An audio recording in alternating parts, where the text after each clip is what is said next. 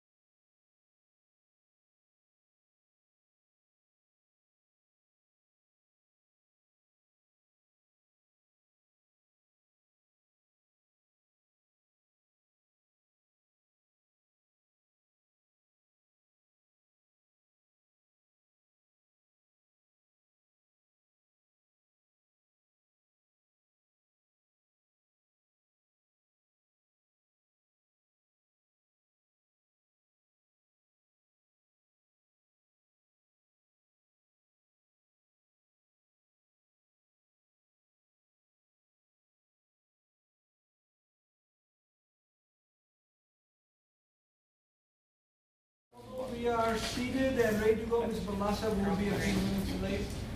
The regular Board of Education meeting set for Thursday, June 15, 2023 will be called to order at 3:06 p.m. Mr. Seals? Here. Mr. Freeman? Here. Dr. Goss? Here. Mr. Lori? Here. Alstring? Here. Dr. Dar? Here. Ms. Balasa?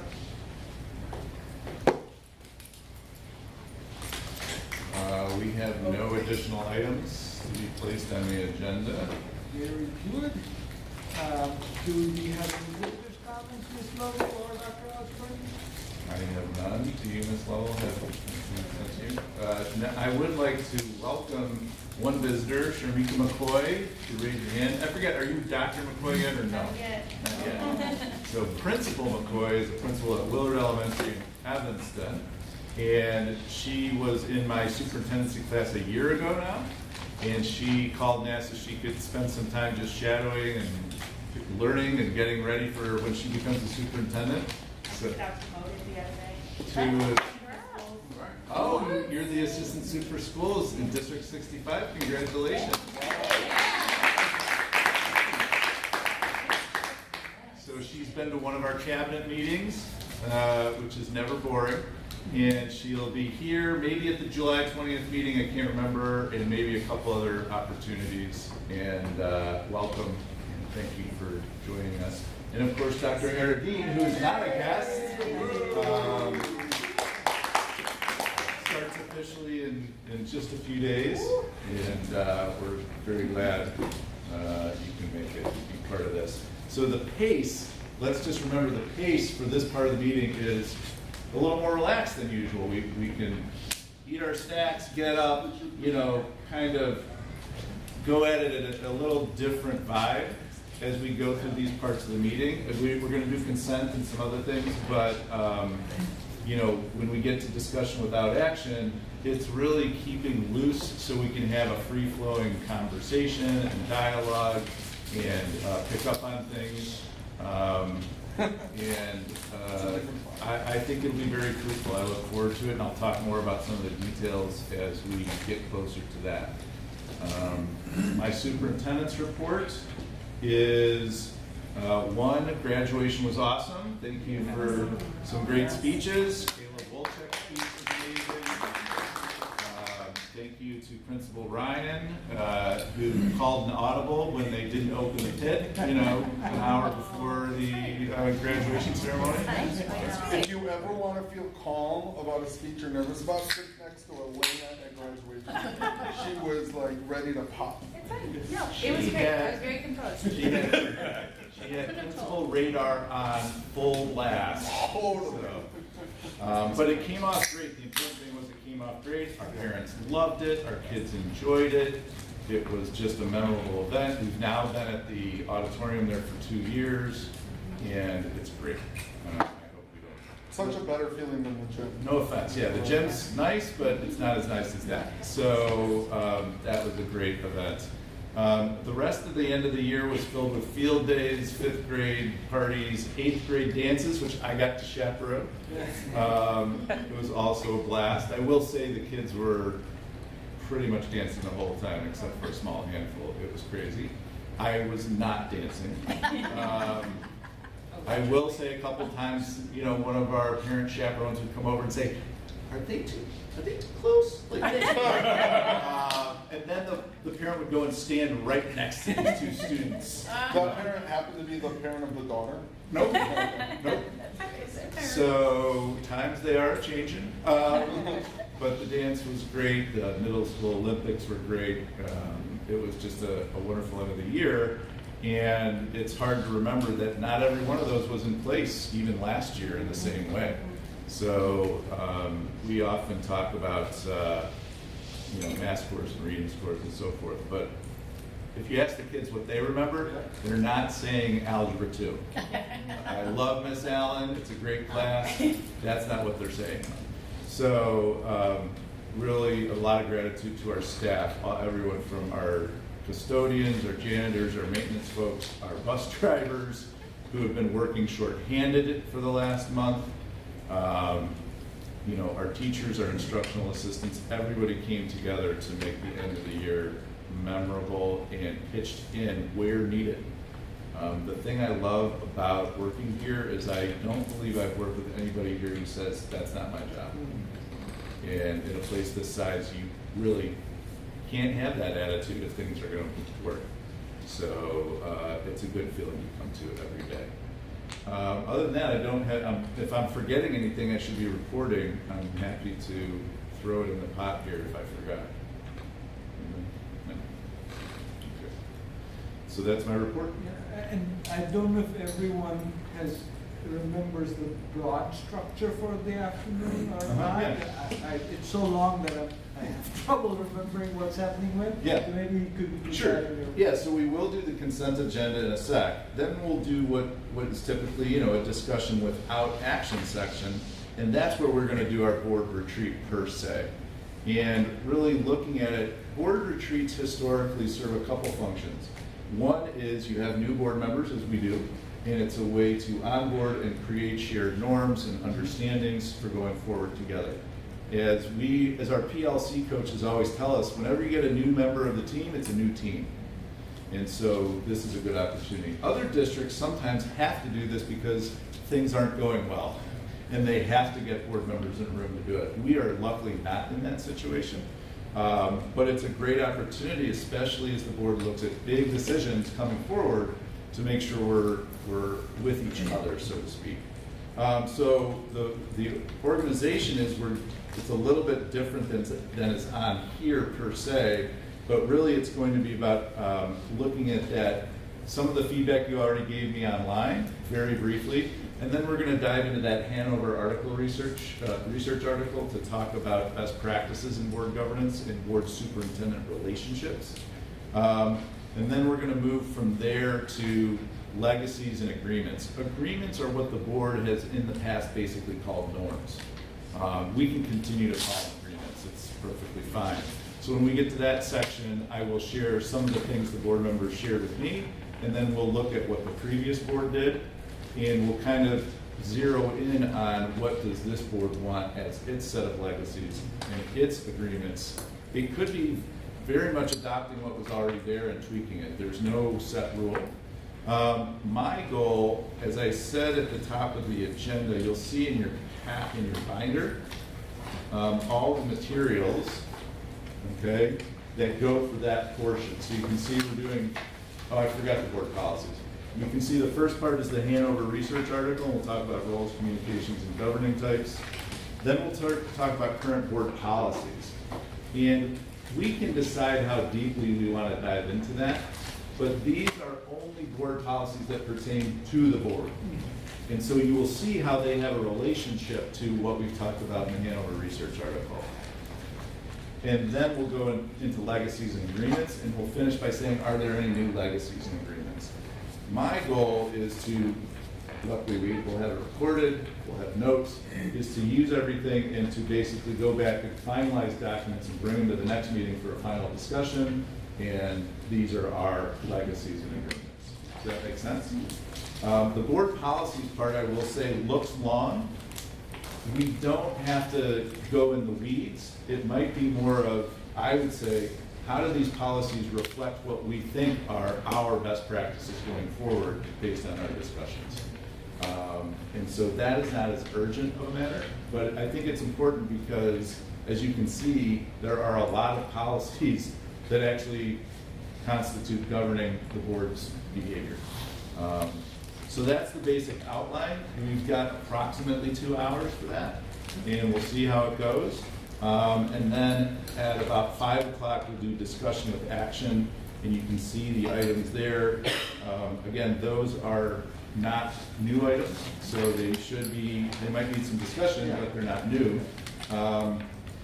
And then we'll go to reports. But actually, in my timing, if you remember, when we do finish discussion with action, that's meant to be timed at 6 o'clock when Science Olympiad will get here, and we'll go ahead and do our recognition for that.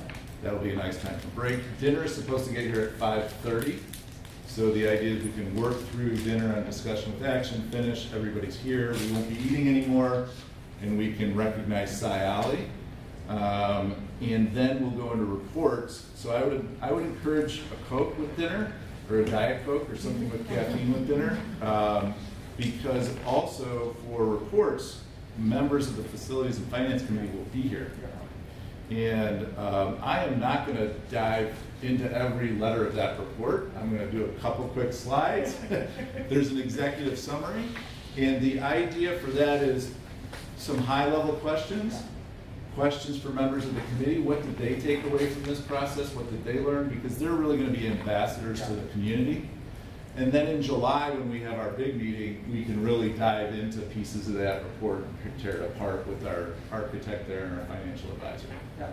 May I suggest one little thing? Sure. Which is that we call 5 minutes to 6 a hard stop. Yes. Last time when we were recognizing students and their families, we kept them waiting for a few minutes because we were involved in a deep discussion. Yeah. And I thought that was not a good look for us. So no matter where we are, we Yeah. have the rest of the night We to have the rest finish of the up. night. So Yeah. why don't we just call it no matter what and then go Yeah. read, do the. I would actually say maybe 10 to 6, Maybe 10 because to by 6. then you might want to the other thing I didn't mention is, this is if we're going to do this for an hour and 45 minutes, we're going to take a break in there somewhere, but I think the idea is we'll keep ourselves fresh. So let's look at 10 till. Yeah. Thank you for that reminder. Okay, very good. Any other general structure things? Awesome. This should be fun.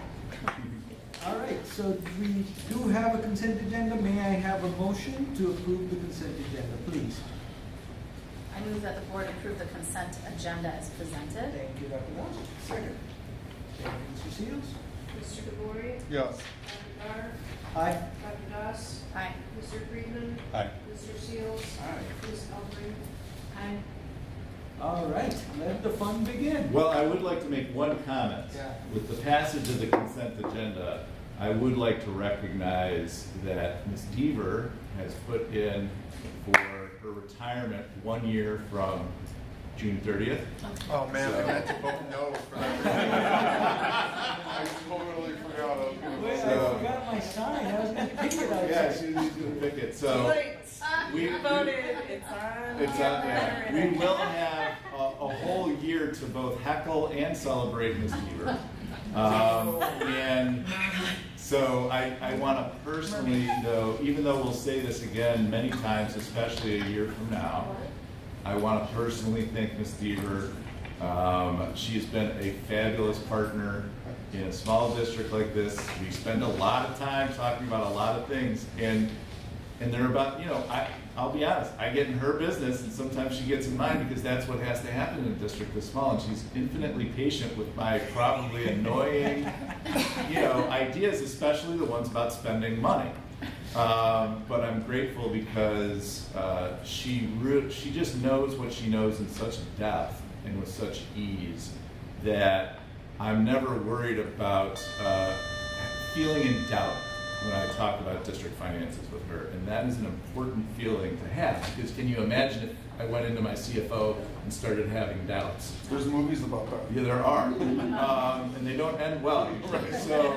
So I want to thank her for being a great partner, a great leader in this district for how many So years? far, 29 and a half. 29 and a half years. So, she didn't know Marie Murphy, but she probably met her. So I just want to thank you, Beth, Thank you. and we'll have a good time That's very celebrating. nice. Blowing up the budget for last year. That's right. Send her out spending. Okay, so we're gonna start, and I'm actually gonna do what I like to do best, which is stand up and take notes on the board and listen to you and document your thoughts. And encourage you to, I don't know why I need to say this, because one of the things that's great about this board is nobody's shy from saying what they think. And this is the time to get it all out, because this is where we learn what we share in common about how we want things to work. So I'm gonna camp out over here. Yep. So one other thought I wanted to pass along. I want this to be a vigorous discussion. Yep. It may be good if we are all conscious about turn taking and being recognized. So do you want to do the recognizing and we can kind of register? I can do that. If anybody feels like I'm not getting to them, or you want to redirect me, please do that too. That's fine. Yeah. And so in some cases, I might, I'll do things like ask for clarification, help me understand, so that I get it right and that we have a clear understanding.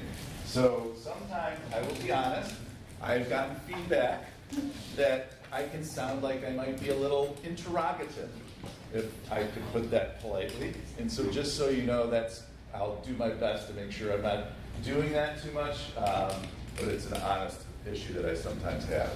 So I want to start by going over some feedback that's already been provided by you. I sent out the Google form and I asked for the words that characterized what you wanted most to describe the relationship between board members.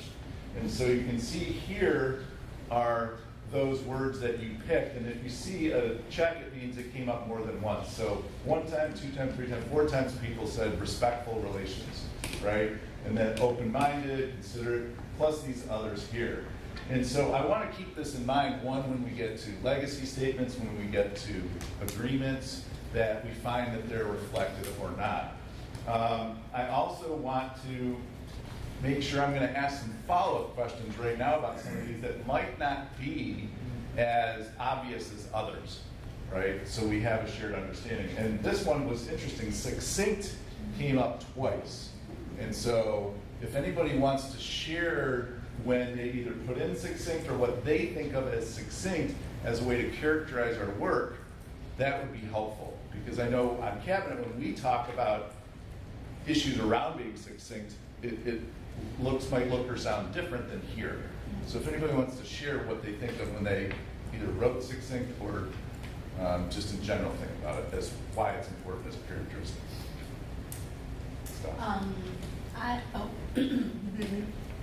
Are you sure? Okay. I wrote succinct. Okay. I thought about it as a way, whenever I try and talk, I try and think about, whenever we do like Beyond Diversity or some of these conferences that I've been to about talking, you're always thinking about what you're saying and what other people need to say also. So it's about me being respectful of other people also wanting to get their ideas through. And so that's why I thought succinct was important, because I want to be succinct so that other people have time to say what they need to say. Okay, good to know. And so it relates a little bit to that Yes. too. Okay. Yeah, I think that's exactly it. I wrote succinct as well. I think we have a lot of people with a lot of opinions, and if we're going to get through them all, we have to be succinct expressing them. Otherwise, meetings can go on longer than they should. Okay. All right. So I did not put succinct, I maybe should have, but I'm thinking of a slightly different angle. I notice a tendency amongst many of us, me included, a tendency to say the same thing many times throughout a discussion, and I don't know if the person who's doing that, if I'm doing it, I've never stopped to think, do I feel like I've not been heard or I've been misunderstood? So maybe we could think of a mechanism when that happens, that we have a non-interrogatory way to say, are you unsure that we heard you, or are you unsure about whether we understood you or not? Okay, I was going to say something for us to think about, and I can do this even with my team later, is what would be a mechanism to ensure being succinct in a respectful way? I think what I'm hearing from where it's coming from, it really is tied to respect in kind of two ways, right? The one yours is like, am I being respected and being heard? And if I am, why do I not know that? And the other one is, am I being respectful of others? Kane, there's also a balance that's always interesting. It seems like given the issue, different people are more involved on different topics. And so, you may have topics that you don't hear from 3 people at all, and then it could flip entirely, or there's topics where everybody's in. So it would be, I think, smart to build some kind of just universal like time. I know you're laughing at me, but I'm actually not. What I'm thinking of is I agree with you, and I'm already trying to think too far ahead about like what would that thing be. So I need to think more about we need that. to be careful though. I would hate to limit questions. I think limiting narrative makes sense. Like we're all adults, we should be able to communicate what we want to say quickly. But I've always enjoyed board meetings that are open to questioning you, the admin, to get clarity. So there's a balance between the two for me. Yeah, and I think that's a good point, because I don't think anyone was saying don't ask questions. I think it was more of, you know, when I'm expressing my thoughts on a question or an answer, how far does it need to go or not go? And so I think what I'm hearing most of all, probably the most important one, is do we find a way to help each other self-regulate more than trying to regulate each other? And how would we help each other do that? So that's just something we'll keep in mind, and maybe we'll talk about as a team to figure out what would be helpful. There's got to be best practices. I mean, there's no way corporate boards are all out of control. Well, maybe, but I'm saying there's got to be someone writing about how to do this well in a boardroom. Yeah, I mean, I think a lot of that's about meeting facilitation and what kind of language do you use to help people. I think your comment, like, you know, do you feel we didn't hear you earlier? Or sometimes I might say, is that similar to what someone said? You know, oftentimes we say it because we don't believe what we're saying is similar, otherwise we wouldn't say it. But, you know, trying to figure that out is hard. But I do think self-regulation and awareness is probably the most important. A couple other ones I did want to ask about, and they didn't have extra checks. That's not so much the most important thing, but the two that I felt I needed follow-up questions and thought that it might be useful for others is someone identified concrete as a characteristic, and I'm not sure. I was hoping to unpack that a little to get some understanding of what that meant in our context. What would that be? Did I write? I think I wrote that. Could it be? Could it be too? Wow, are we the same person? We didn't have quorum after all. Wonderful. If it were me, it would mean that a focus on practical solutions and moving things ahead as opposed to overly theorizing or pontificating. I don't think there's anything wrong with theorizing. I think we can go too far, and we start to see discussions sometimes sort of expand away from the problem and into other larger issues that we're not going to solve here. And so to sort of keep focused on the ultimate objective is more effective in my opinion. And so concrete means that. Practical, identifiable. Sometimes we might use the term solution-focused, you know, sometimes to get at that a little bit. Yeah, I like that. Outcome-based. Outcome-based, okay. All right. Any other thoughts on concrete? Yeah, so in one board I serve on, meetings that are going to be contentious, they have items that are categorized as executive, generative, 3 or 4 things like that, and the amount of deviation you are sort of calibrated to exercise depends on whether it's an executive discussion or a generative discussion. Yeah. And executive discussions are, like, we need to figure out if it's 25 cents or 27 cents. Yeah. And then there are some topics that are already labeled generative, where it's just brainstorming and we don't have to reach to Right. any solution. Right. I appreciate that distinction. I don't want to leave the impression that there are times when you do need to generate new ideas, and that's really important. And I don't want to send a message that that's somehow a negative. It's simply once we know what the problem is that we're trying to solve, to go after. Yeah. I think something that made me think of, and I'll think about a way to get at this. Sometimes in the past, it doesn't come up that often, I might come to the board and be like, I don't actually know my recommendation at this time, right? Here's where we are, let me hear from you. That seems like a similar thing, and I think maybe what I can think about a little bit more is front-loading that messaging up front to the board, saying, hey, this is a let's talk about it, we're not at a decision situation. I think a good one is our discussion about student fees.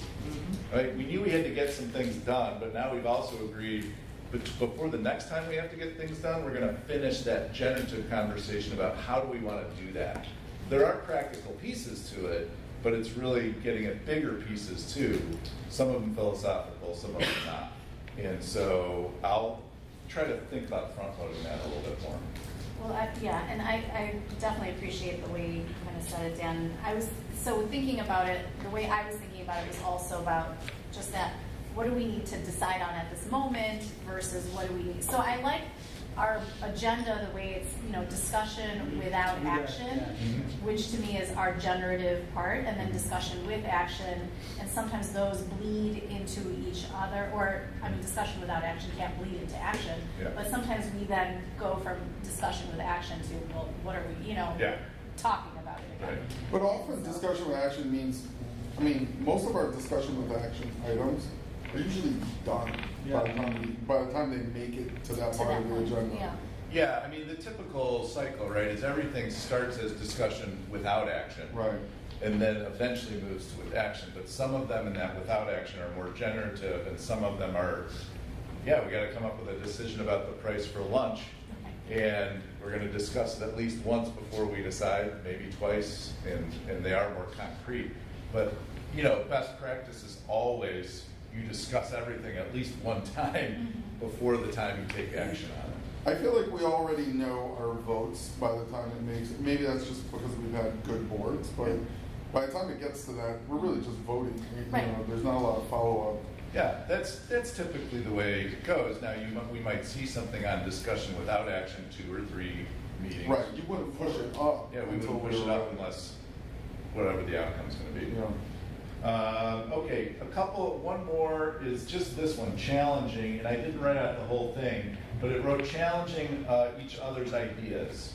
That's me. Okay, do you want to talk about that a little bit? Because I think, on the surface, without a discussion, it's a worthy one to get shared understanding around that idea. Yeah, for me, it goes also with, on the other side, I wrote resolute. I like when we challenge each other. I like when the board feels that everyone has a right to an opinion, has a right to care about a topic, and also has the right to stand for it. Meaning, we've had some votes that simply were like 3-4, and the board voted, may not have voted 3-4, but was 3-4 at the end, and then we left the boardroom unified. But I really enjoyed those discussions because people kind of just stood by how they felt and challenged one another in positive ways. And when I said resolute, I like the idea that if the superintendent feels strong about something, he's going to be resolute or she's going to be resolute. And if a board member feels the same way, it makes, I like when people are comfortable voting in the minority. If I just feel a certain way, I'm going to vote no, the board's going to respect it, we're going to move out of here, and I'm not going to complain. So that's how those two kind of interplay for me. I would, as a reminder, the superintendent gets no vote, right? So, and we can talk about this a little bit more when we get over here, is often the superintendent's role, maybe with the board president, is to figure out where the center of the board is, where the consensus is with the board. Not unanimous, not, guaranteed, but through listening and dialogue to figure out where that is. I think you're right. Everybody's got to be able to challenge a given idea. I think that balance in making sure, we're being these other things with this, so in other words, to your point is, this isn't a value in and of itself, right? This is a value only as well as it works with some of these other things. Yeah, I think you should challenge each other succinctly, thoughtfully, Right. all Right. Yeah, exactly. Yeah. But I want to just say, for me, when you talk about a superintendent being resolute, there are times when I can say, I absolutely think this is the right thing, but I can also say, but I understand why the board might feel it needs to do X, Y, and Z, and it's my job to facilitate that conversation and get the board, because the board ultimately is the one making the votes, right? So my point on the superintendent was, we've had some meetings where You were just like, I really feel it should be this way. And if a board member disagrees, they vote otherwise. If they don't, but you don't have to necessarily dilute your opinion for the sake of getting people to the center. I believe this is best for our kids. I'd like a superintendent to feel empowered to do that. And if the board disagrees, we haven't had rancorous boards. So all of this is in very friendly context. Sure, absolutely, I agree. There's nothing about any way we've interacted that causes me concern about that. I always want to be clear, though, when we get to the roles part, that I don't have a vote. So I would hate any board to come out and say, well, Kane wanted to do it, so we voted for it, right? Like that is not where things should be. And I'll be honest, sometimes that, not here, but that can happen. And so I'll be, I've never been short of an opinion, but I also want to make sure when we have, whether it's closed session or discussion without action, those things that add up to, because if I were to be resolute and we had a big discussion, and clearly the position that I had was deeply in a minority for the whole board, I should be reflecting on my position. Doesn't mean I'm changing it, maybe I am, maybe I'm not, but if I don't reflect that I've heard what the board is sharing, that's a form of resoluteness that is not productive or constructive. But resolute doesn't mean defensive, right? And like, board members have said, I absolutely think this is wrong, but then went out and sold it because the majority of the board. Right. And we're going to talk about that. And I'll give you a great example. I was a swing vote on iPads for second graders, Jessica, the year before everybody got an iPad. And it came down to a question, I asked Jessica, is this a trust us and see what we can show you situation? And that was enough for me. And so oftentimes what the imagination I have is Kane, Sandra is saying, this is absolutely how I feel. If you guys vote otherwise, we'll do otherwise. I just want to empower the superintendent as much as the board in that context. I want to invoke the concrete part of our discussion earlier and say we've lived through a couple of these resolute or challenge kind of things during the COVID time. I recall one specific issue we negotiated on with you was messaging out to the, I forget what it was, some, maybe you haven't been in the news channel or whatever. Oh, right. Oh, yes, yeah. Yeah? Yes, yeah. So, did that work out okay for you and for us? I think that's more of a question for Kane, because as board members, we all saw pieces of it.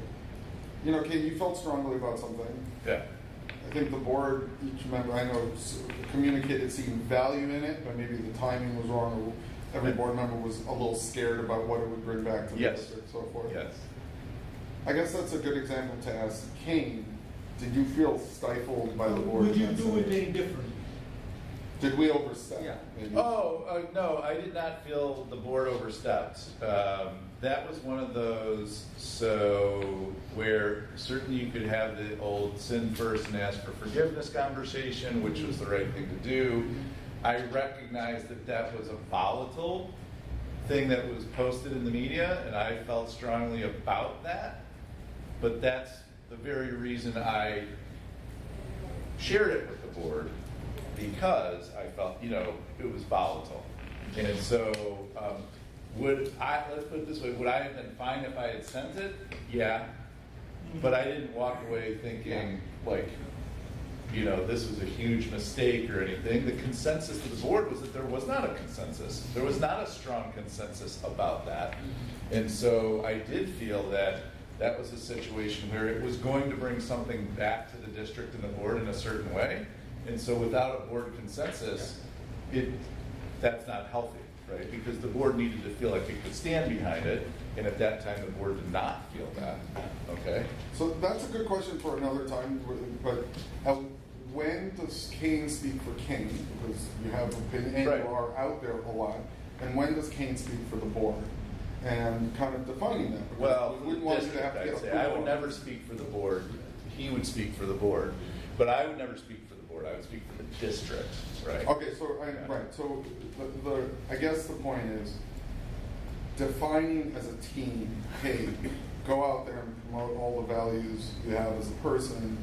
I mean, you and I are aligned, and everything you ever want to say I like, but the question on the board level is, at what point is Kane representing, or Sandra representing themselves, representing the district, and where does it believe? May I interject that it is a question for another time? Yeah, I'd say we can get to that when we talk about communications and some other Right. things. That might be beyond the concrete as we, I'll get to that. Certainly it's something to talk about, but I think in the light of these and what we're going to talk about, not the biggest priority. So I want to jump over here real quick, but quickly I just want to ask Dorothy, Ross, Sandra, anything we haven't heard from you, and You're not choosing my words. You're not choosing my words. I didn't use any of your words? Not yet, no. Okay, I have to go look. I think I only resolute. I thought it was the only one I missed. So share with No, I mean, they're up there. I'm just saying you haven't talked Oh, I about. haven't talked what about we've talked it. Oh, okay. Well, they were so intuitive, I think. Is there anything about these or the conversation so far that you want to, add on to or ask a question about or anything? Just so I want to make sure before we move on, we get anything in case we're missing.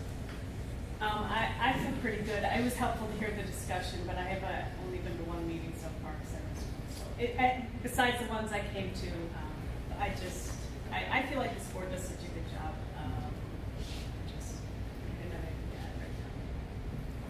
Good? Yeah, I'm good right now. Okay. So. Nothing to add at this point. Okay. So over here, I don't think we need to spend quite as much time, but it overlaps with what we'll talk about later and what we just talked about. This is what you shared in terms of terms and characteristics in board to superintendent relations, right? So again, you can see a lot of overlap with what was over here. Some things that got repeated, but there are more because there were fewer repeats. And so I didn't feel after this conversation that I have as much that I need to delve into, but I want to leave it up and have everybody take a look and see if there's anybody who sees something up here that they want to ask a fellow board member about to make sure that they have clarity about these ideas, since we'll look to see where these apply to our later conversations. Makes sense to me. I've got a question. Sure. Does it surprise you that just looking at it, there's more words on the left side than the right side? Just in terms of how all of us kind of view how our communication should be with you, that we might have different ideas on it. And maybe as a board, do we need to agree on 5 words? You know what I mean? Like, is that helpful to facilitate communication with Kane? Or is there anything you disagree with on the Well, let me answer the first part. I think these are just what we want to keep in mind as we go forward about how they apply to our conversations about roles, communications, governance type, legacies, agreements. If we want to get to the point where we narrow it down and say this is it, that's okay. I think it's more as just a general framework and, again, a shared understanding. What is in each of our minds about these things going into it, because it'll make more sense later when things come up that we've had this conversation. It doesn't bother me that there are more words because a lot of these were repeats and they're just fewer repeats, but there's clearly some overlap. Transparency and clear can go together, things like that. Kane, what's the Yeah. difference between the left side and the right side? I asked board members to share characteristics that they thought important for board to superintendent relationship. Okay. These are for board to board member relationship. He's got those letters in the corner. Yeah, I don't want to say this is P2S because that doesn't sound right.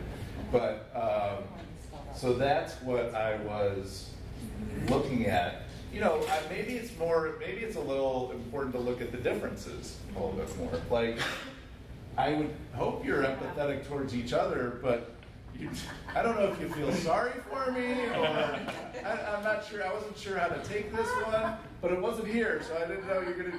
That's you know. because you're the COVID superintendent. Yeah, superintendent. You know, and Gil, you already talked about Resolute. The other thing that I thought that made sense is, you know, not that you wouldn't be direct with each other, but I report to you.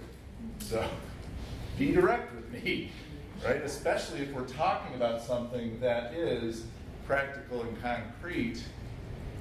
It's, you know, I would prefer you be direct with me. So I thought that made sense here. Whereas you're not directing each other, right? So nothing in here made me pause in any deep way. I didn't know if somebody wanted to share what they meant when they put adaptability in terms of the relationship. Maybe it's sometimes it can be hard to remember why we put a word down when we put it down. It might have been Sarah. So Oh, yeah, it could have been Sarah. Sarah too. So I didn't know if there's any final thoughts people had. Yes. I have one, which is just checking in with my fellow board members about the depth and expanse of your communication to us. Mm-hmm.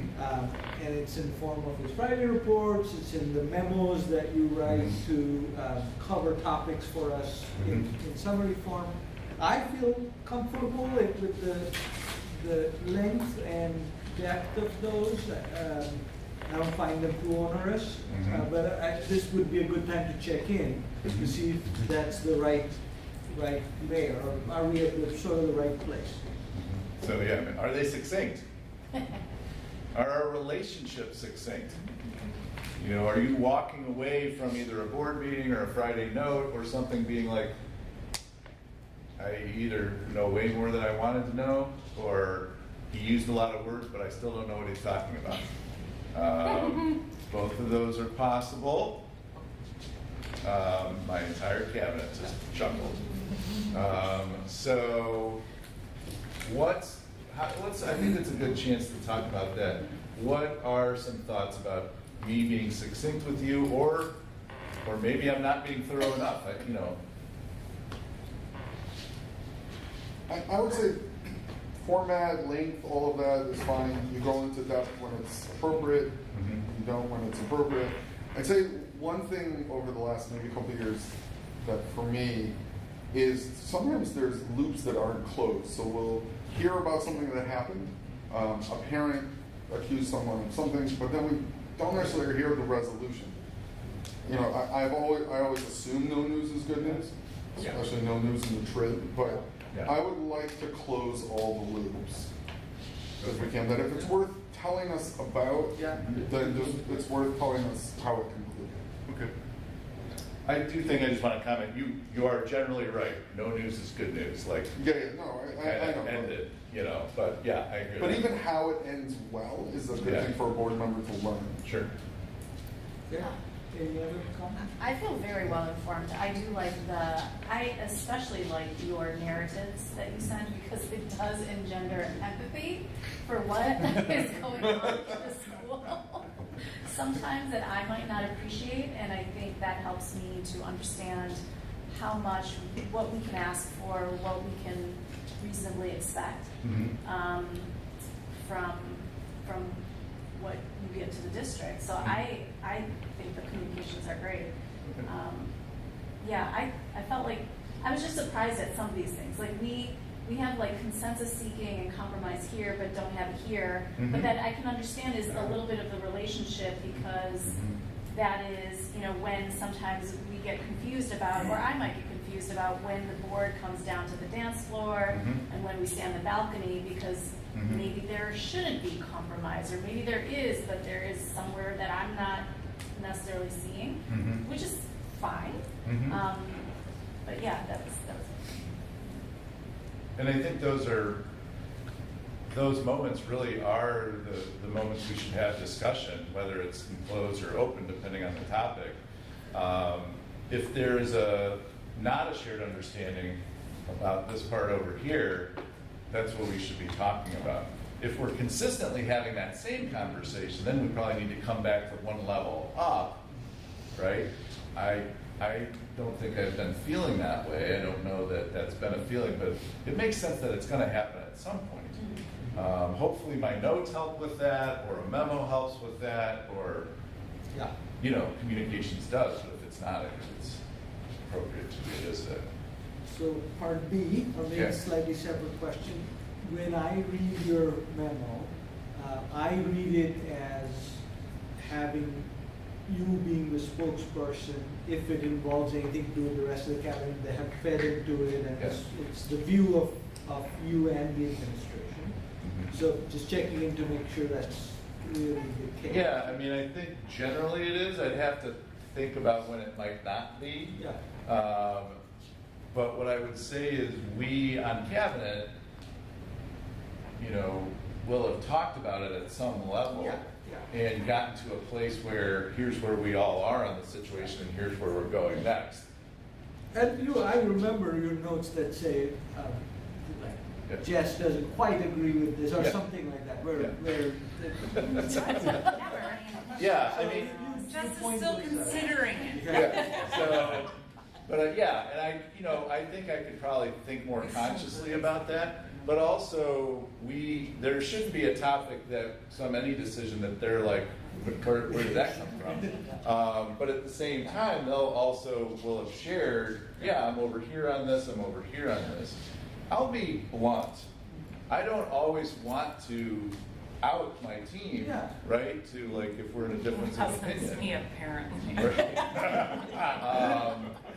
I don't want to do that because that's not the most constructive thing for our relations with the board. If there's a difference between a board member and the decision, that should be coming to me, Yeah. right?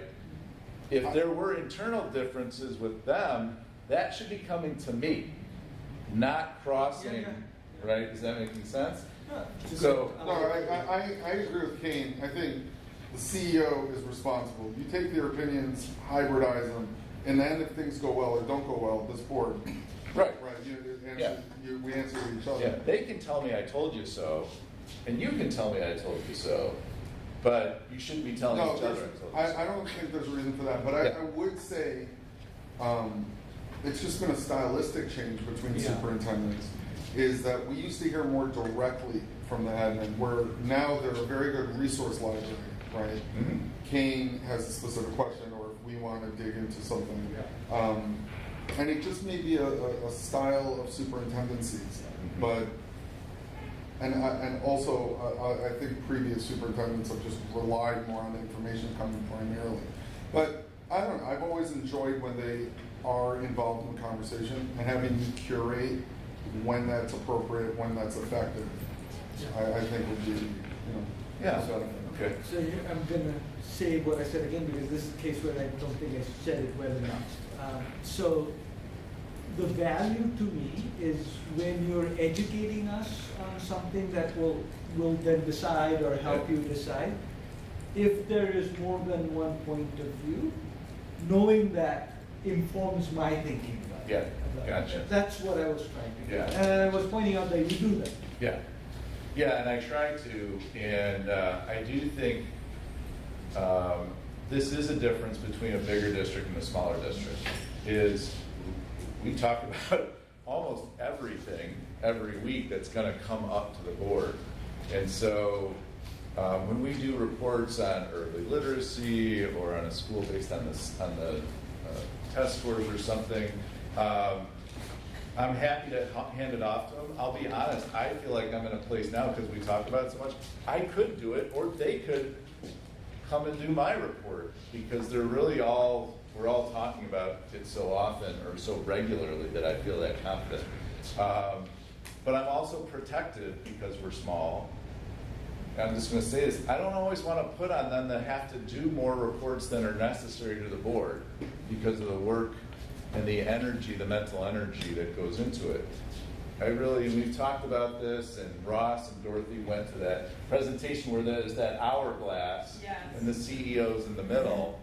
And I don't like that for an ego reason. I like it because it minimizes how much extra they have to do in addition to their day jobs, frankly. And when you're in a district where they each have 6 reports to them, it looks different than when they have no reports and they're working with parents and staff every day. And so that is part of the reason I probably am a little more upfront than I might be that in a different sized organization. That being said, I honestly feel like if I wasn't here for a board meeting and reports had to be done, they know exactly what to do. They know exactly what the expectations are, and they could do it. They probably, I'll say, Do it better. they'd probably do better if I weren't here. One, they And would then be take the looking next at day me off. like, oh boy, what's Dad gonna think about this? And two,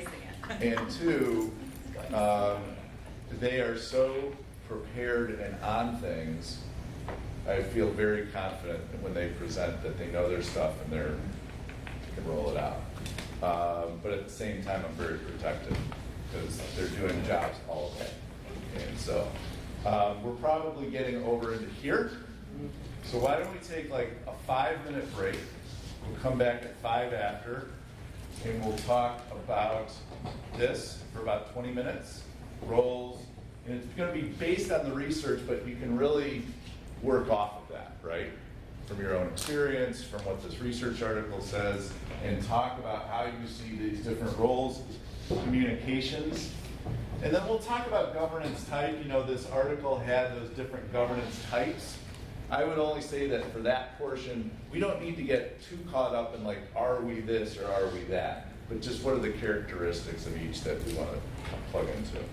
So let's take a 5-minute break and we'll come back to do that. Just a quick question for everyone can leave, but did you develop that communication style based on your past experience, or is this like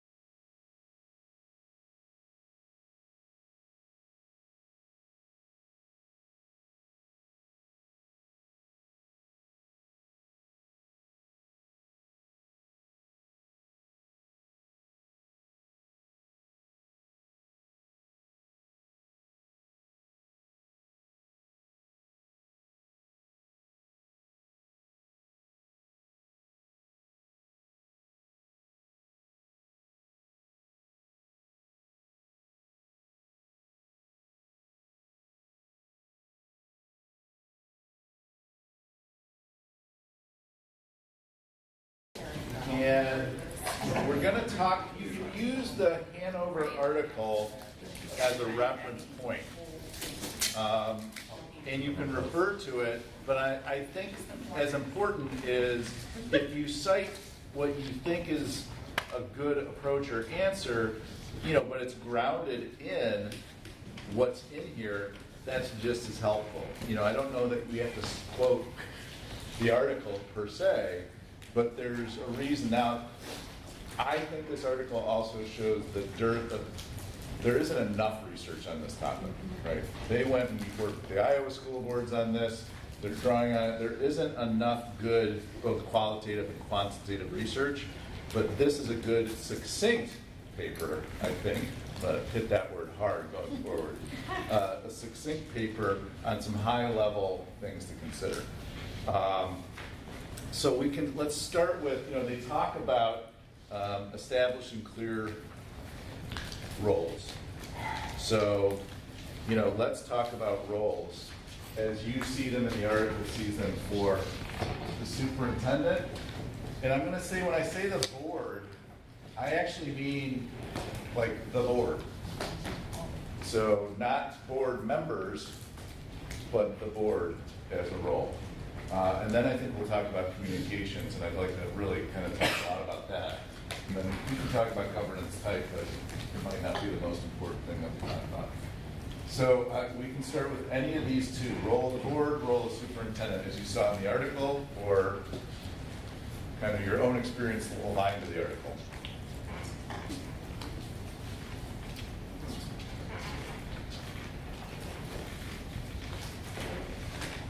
I mean, I found it helpful actually just getting to the governance structure, Yes, just because that's how I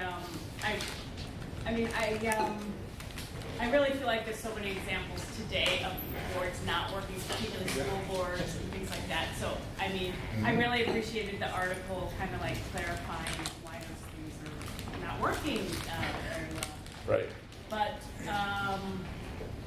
so then I thought, for instance, one thing with this governance, I was looking at the roles, for instance, around finances. And when you said that about the board, I mean, I was kind of, I think I even put in my note, I was a little confused on how the board, because, what is our role related to that? And then I realized the whole board's role to be fully responsible for it, not just like any individual person. Right. So, yeah, fiduciary, right? Right. Fiduciary. This is often the most cited, most primary, is to protect the financial stability of the district. However that's defined, ultimately. Mr. Seals, you look contemplative, but maybe... All right, I'll talk. Okay. Well, so I was thinking more about the models that, but we can hold on that for a moment. Just to follow your question, the role of the board to represent the community, the greater community, not just the school community.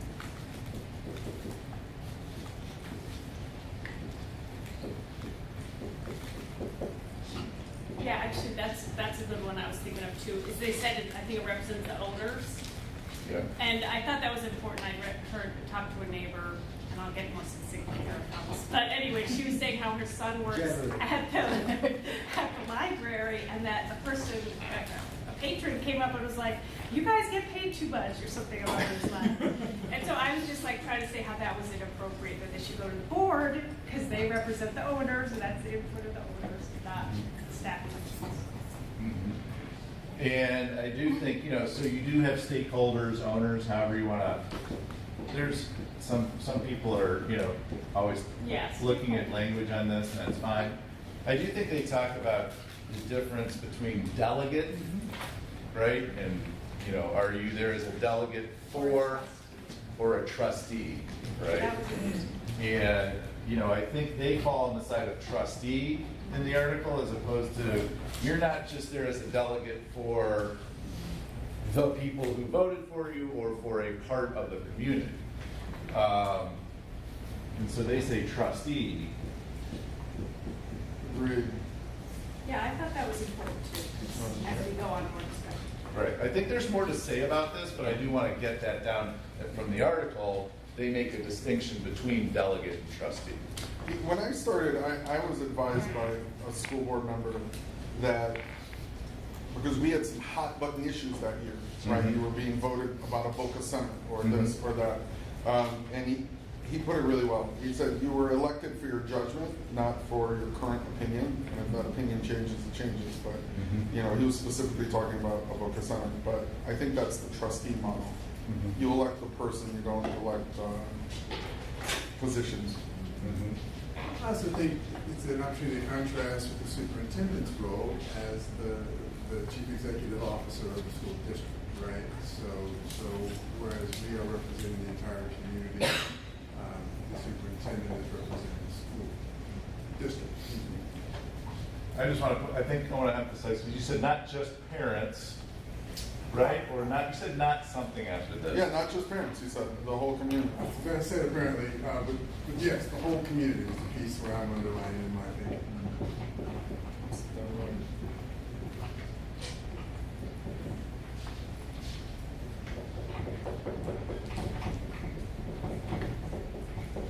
And I'm just underlining this for emphasis, because we kind of up district, and knowing that there's a difference between the district and the community.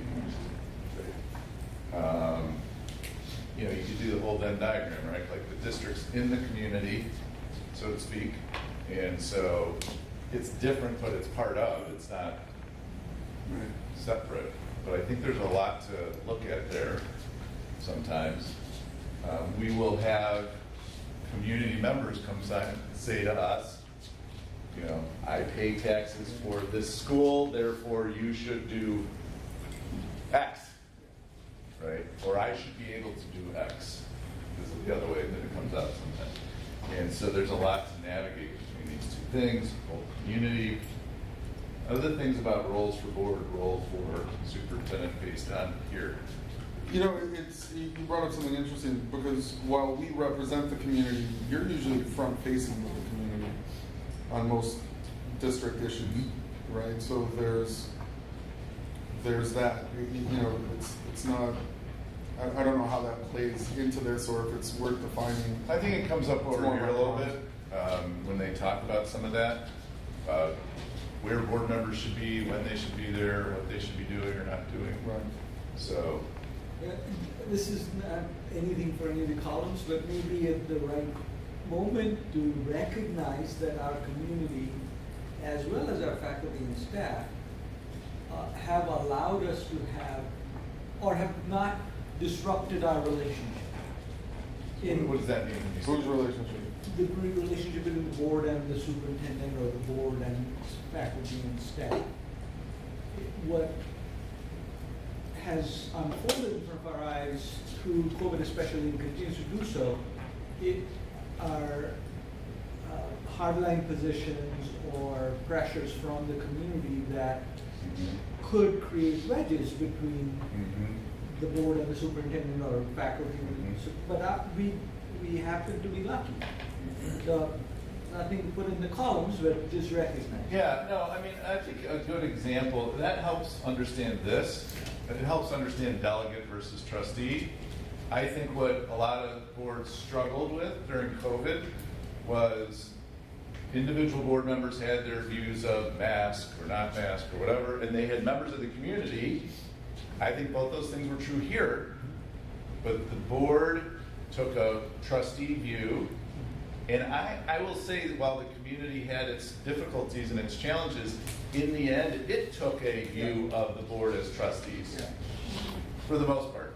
Maybe the last meeting in February was a little rough at the end, but I would say for the most of COVID, during most of the time, even unhappy community, there were no happy community members, even unhappy for different reasons, were willing to give the board the benefit of the doubt as trustees, as opposed to saying, why don't you make them do this thing that I want to do?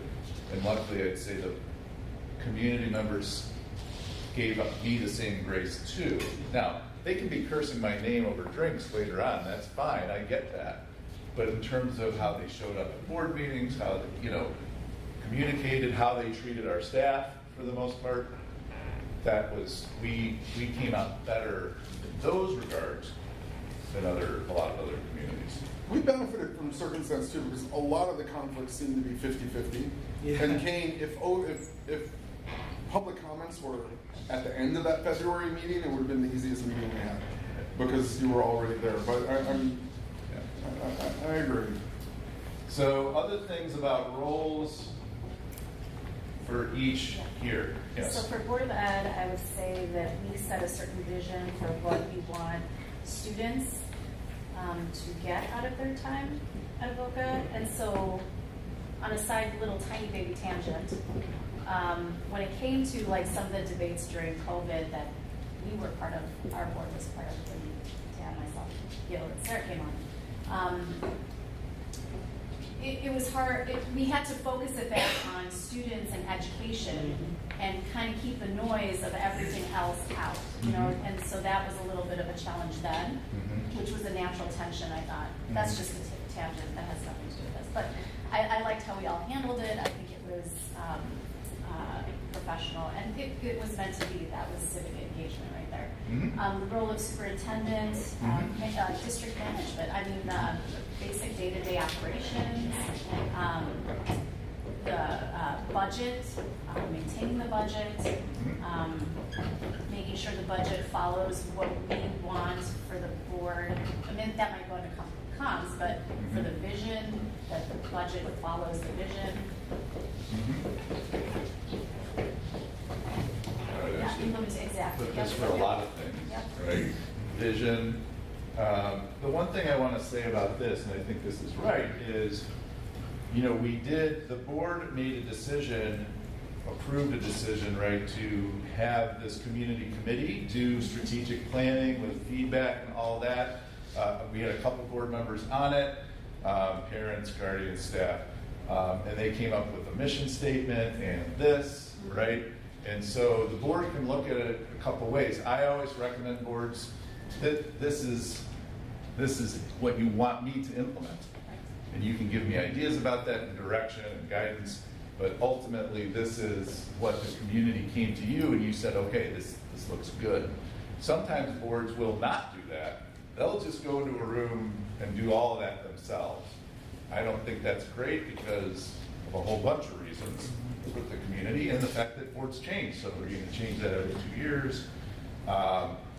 So this and that go together, right? These go together, and then my job is to implement the things that make that come true.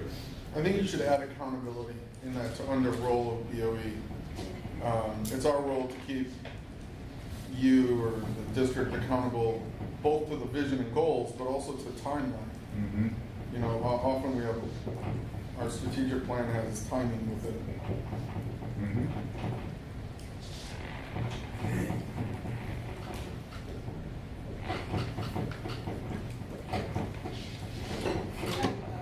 Go ahead, you were going to say something. Oh, I guess I just had a question about that, just a general operational thing, like, and I don't have any ideas, but when the agenda gets, like, how does things get put on the agenda? And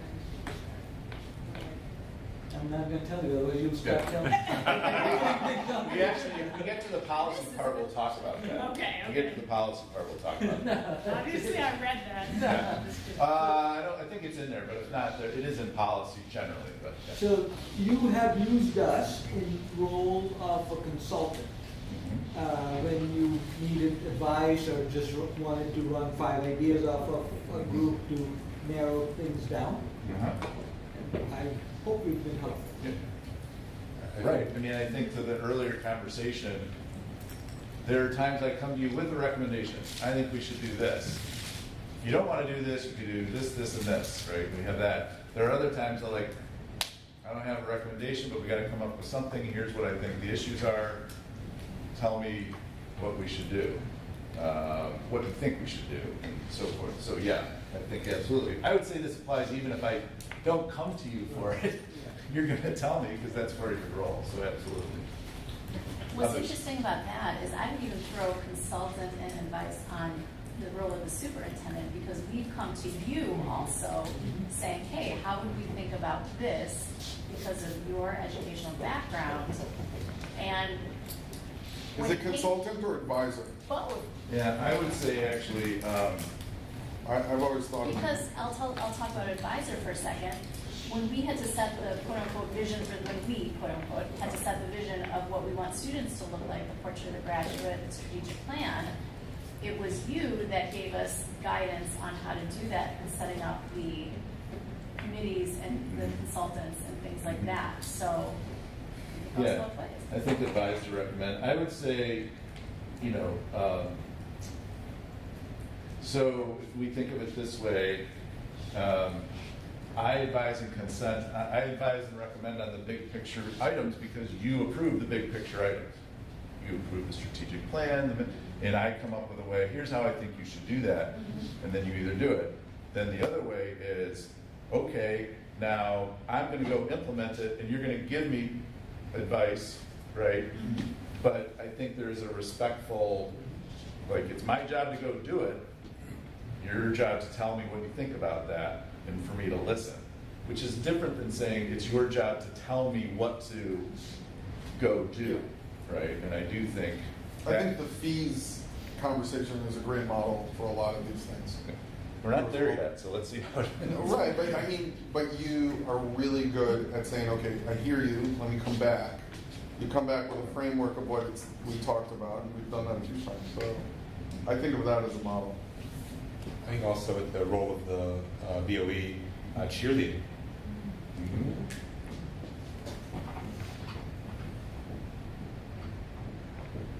You look great today. Put your hood I feel on. better. There it is. Just doing my job. It's always that side of the boardroom.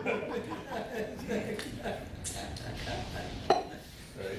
So, yeah, promoting cheerleading, you know, to earlier conversations after the deliberation's done and everybody goes out the door. I'm going to promote the board's decision on this, right? Sometimes people might say, I'm going to support the board's decision on that. Absolutely. You know, I think that's probably mine too, right? Like,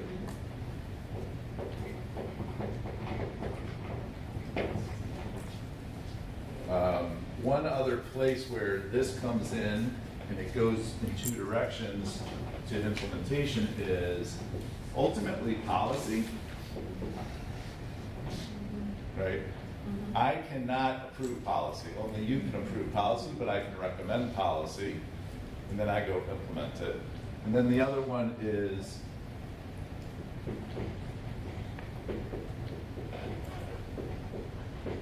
employment. I can recommend employment, only you can approve it or end it for anybody who's in the employment of the board. Right? I mean, that's kind of a yes and no. The board can't just show up one day and say, we want this teacher fired, let's vote on it. Well, all of this within legal parameters, right?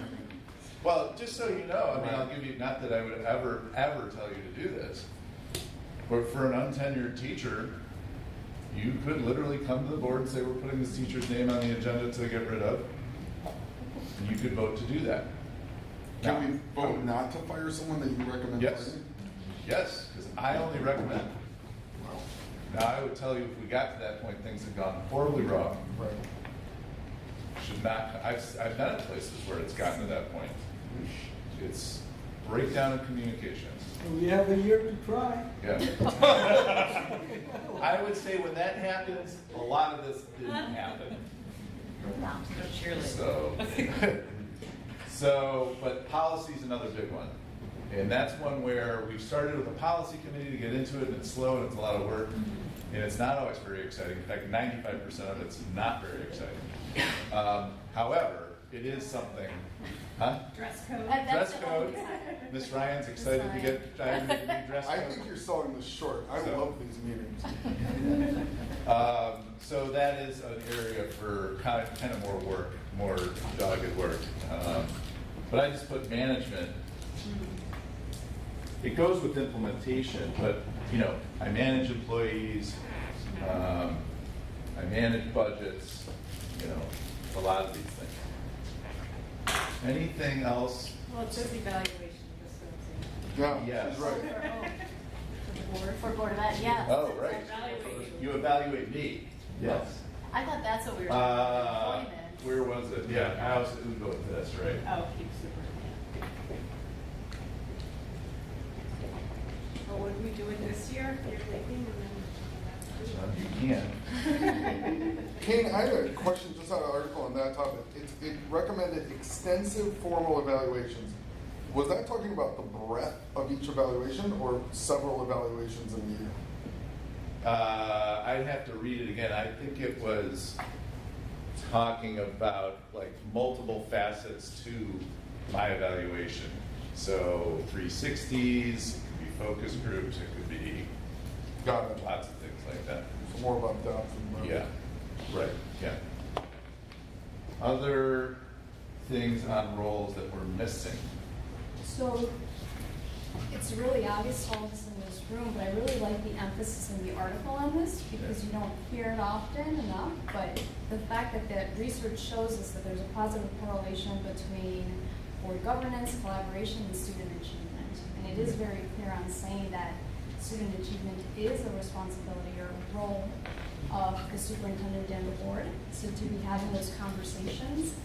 I'm not saying this board, but I have seen boards where that gets missed and we don't talk about that enough. It's like the conversation focuses on budget or the conversation focuses Well, on even this budget. board, sometimes we get out in the wings and a board member will mention the kids and it does center us back.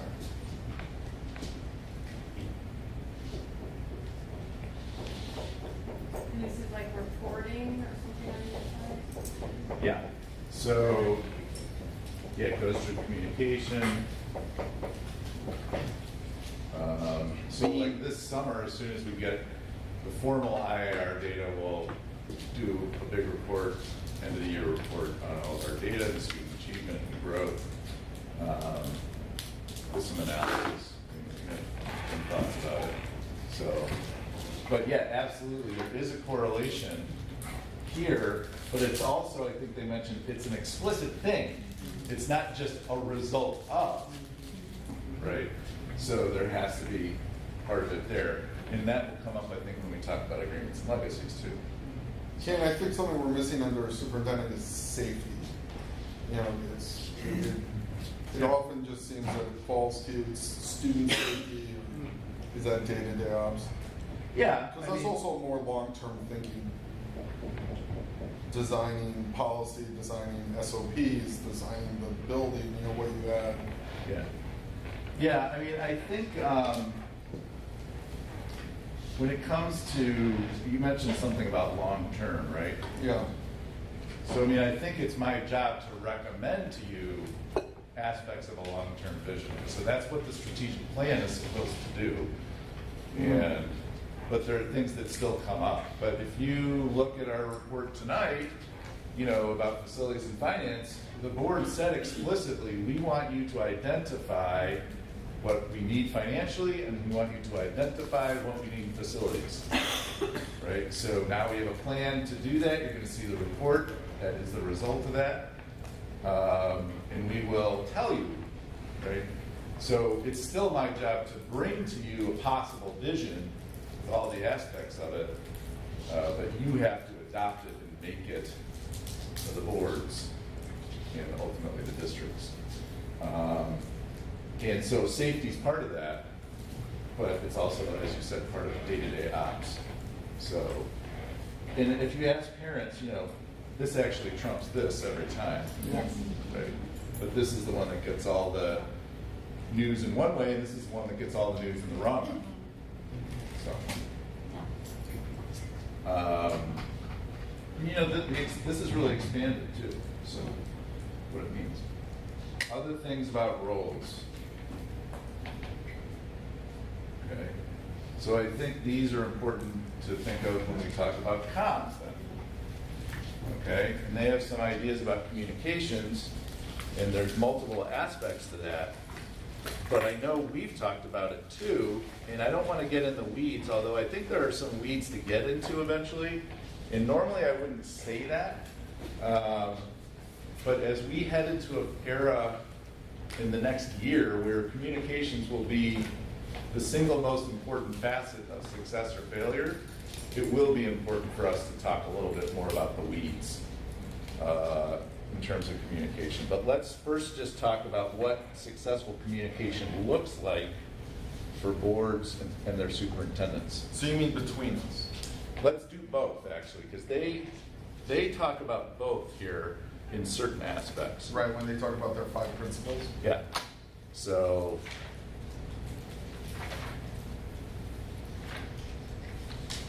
I mean, principle 1 is like clarify the roles. When it comes to the community, I think over the next year, a lot of that's going to be strategy as opposed to board policy. Who's going to talk about what when? right. I think without that kind of year, it's generally pretty well understood. But we're, Yeah, it's never bad to make it explicit. Not yeah, and implicit. my experience has been the superintendent, and something we didn't put under the first column is the leader, and therefore communicates as the leader, and then we usually hear from the president in crises.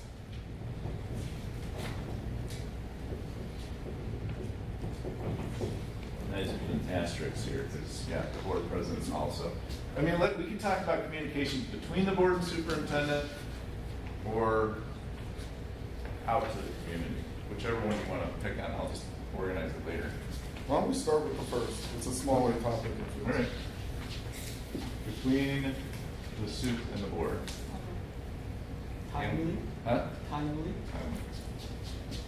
And Dr. Dar, what does timely look like to you? No, you have a rhythm, Okay. you know, and we have not dictated a rhythm to you. You have come up with that rhythm, and rarely do you miss the rhythm, and that is Consistent. consistent and sort of not. I don't want to use the word satisfying, but it is reassuring that No, things are it's as satisfying, meaning like I've never felt yeah, left ill-informed. I would also say, Kane, that it's worth noting you are very good at announcing hot button issues quickly. Like, we know about problems before anyone else does. I would like for us somewhere in this conversation to have an explicit conversation about what modes you like used when. Because you know, I've tripped on some landmines, Yeah.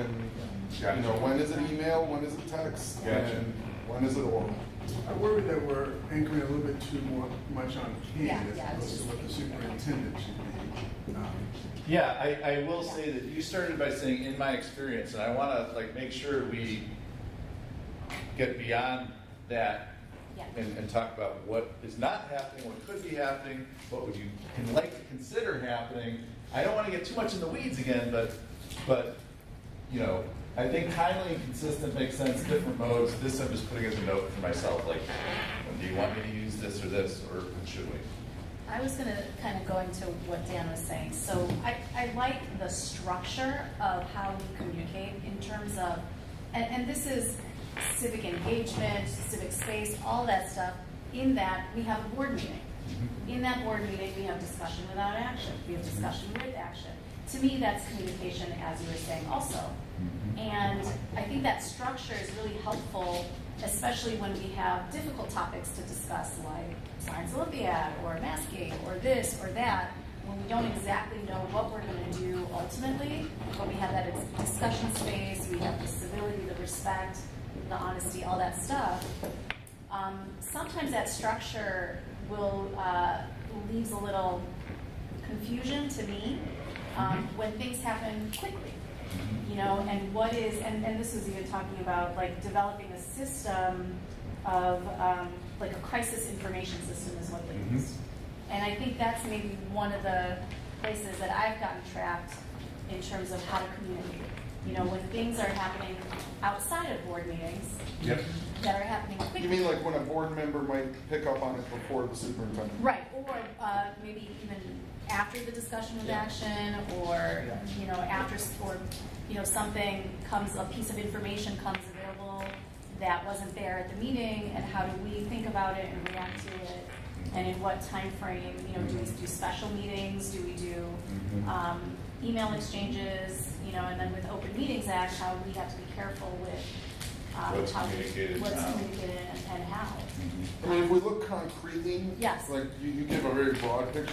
But Well, no, we I don't have- think I did. I think I gave a very specific picture. No, I wasn't.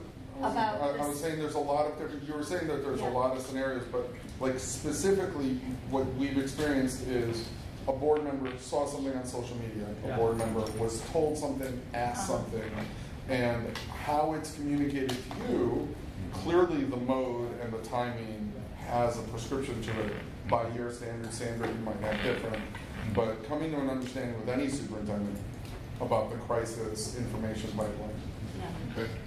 Yeah, I mean, I think we can, and this might be a great place for Sandra and I to like sit down and draft something, come up with it, so that it's not like you're doing it all over again next year. That's because there's not going to be any crisis this next No, year. not at all. I also think one of the challenges is, and maybe this will be a good conversation, is what constitutes crisis, right?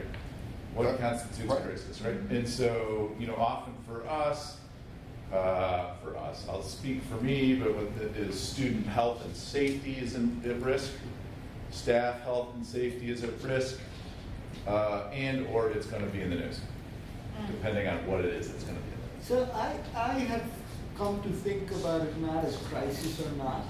I have come to think about it as anything that has a cadence to it that is different from our board meeting cadence. And something's evolving real time, and you have to communicate with us, we have to communicate back with you.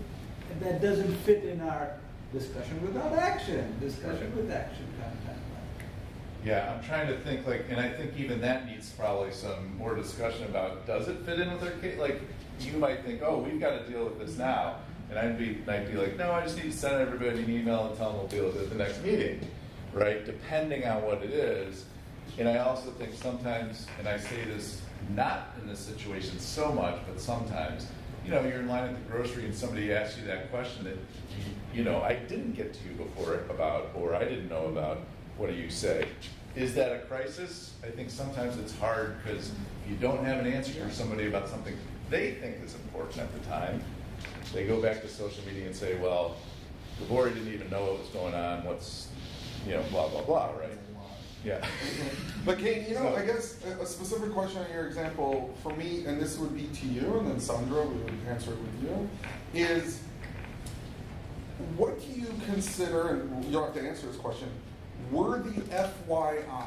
I want to hear when there's something being said about this or communicated around about that.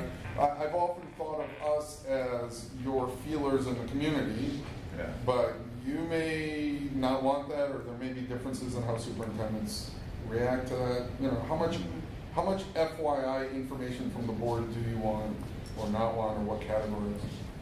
Like I said, we don't have to talk about it now, but that's always a question. Yeah, on no, that. I don't know that that's clean and neat. I mean, I think certainly health and safety of a community member or a student or a staff member that you've heard about would be important. If you hear a bunch of people are going to come to the board over a certain issue, that would be good to know, because I'd like to plan for a successful board meeting. I might reach out to them ahead of time to know that they're, hey, you're welcome. You know, we don't want to discourage you. But let me think about that. I think it's always going to be examples, but not going to be really categorized.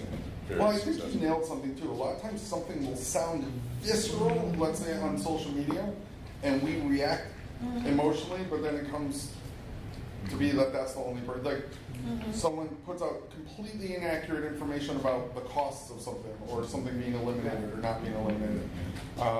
It can feel in times when you see it, like this might snowball, and then you come to find that no one cares, right? Or it doesn't go anywhere. Or it's really built on sand or something. So, Right, but you're, in certain examples, we're good about informing us as to why that's not true, kind of arming us for that conversation, but not reacting like, holy crap, you know, special session.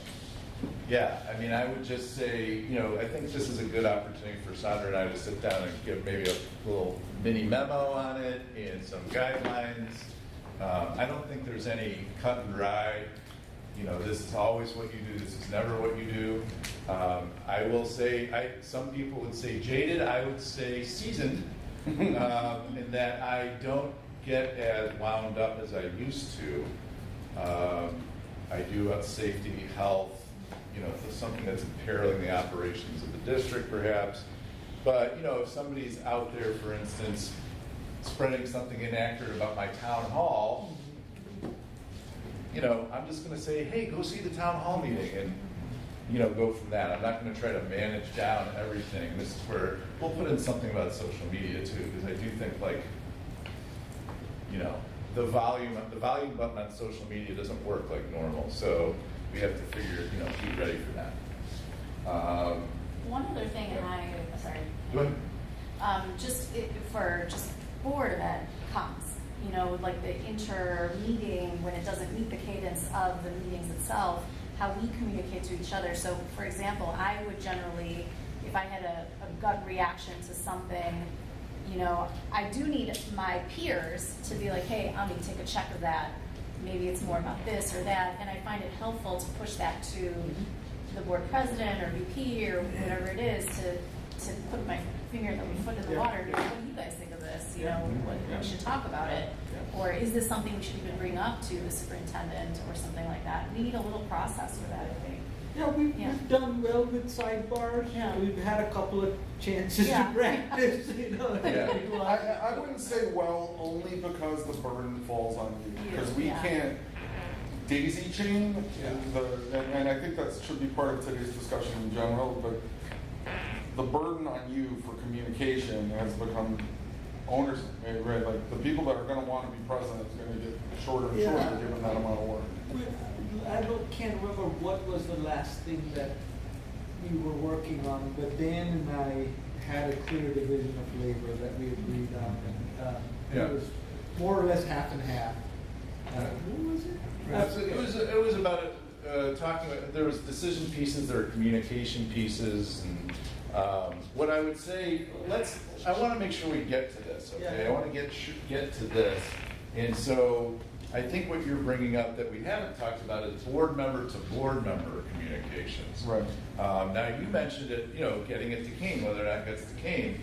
I do think going through the board president's never bad, because if you tell me, I'm probably going to turn around and tell him anyway, right? And then I might say, do I need to bring this up in closed session? Is it a big enough deal? Or I might just drop it in a note and be like, here's this. Or I might be like, don't worry about it, it's smoke. Yeah. So telling him is never bad.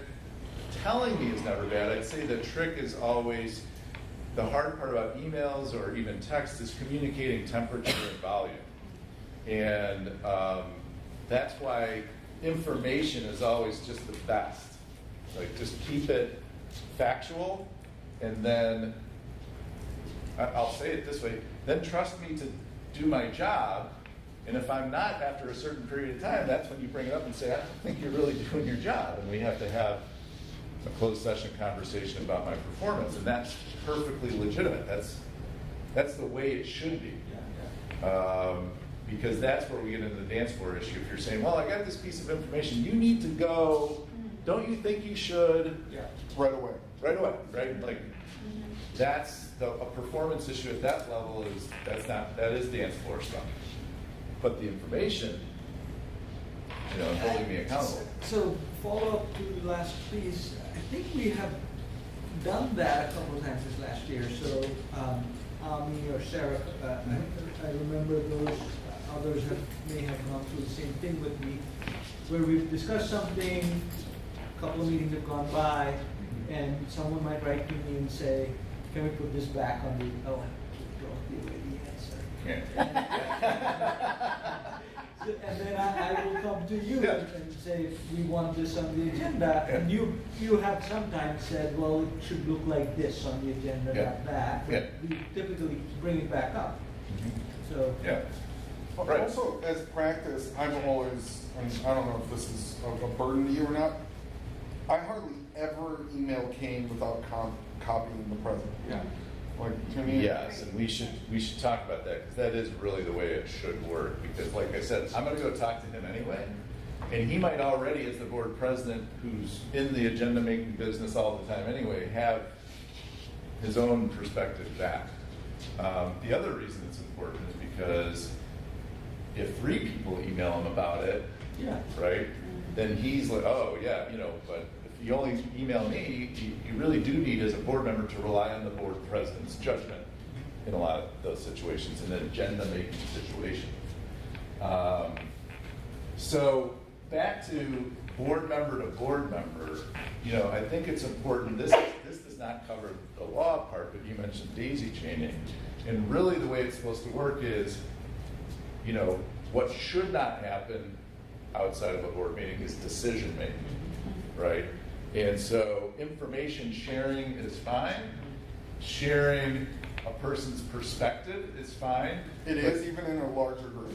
No, Meaning let me finish, yeah. Thank you. Not in a group. One-on-one, you can share that, but what the board president's not supposed to do is say, oh, I texted with Ami and she said X, and now I'm texting with Dorothy. Dorothy, Ami said X. Okay, now Sandra, blah, blah, blah, right? That's not supposed to happen. That's daisy chaining, right? And so no deliberations should be happening that are where you're saying, I'm going to vote this way, I'm going to vote this way. You can do a temperature check and just call it, Dan, you know, I'm struggling with this. But ultimately, the decisions should have to be made here, even if the discussion doesn't happen. Sometimes people think you have to have a discussion. No, you have to have space for a discussion, but you don't have to actually, if you're ready to vote, you can vote. So I think, you know, the important thing is board member to board member should be about information And perspective. and perspective, but not deliberation.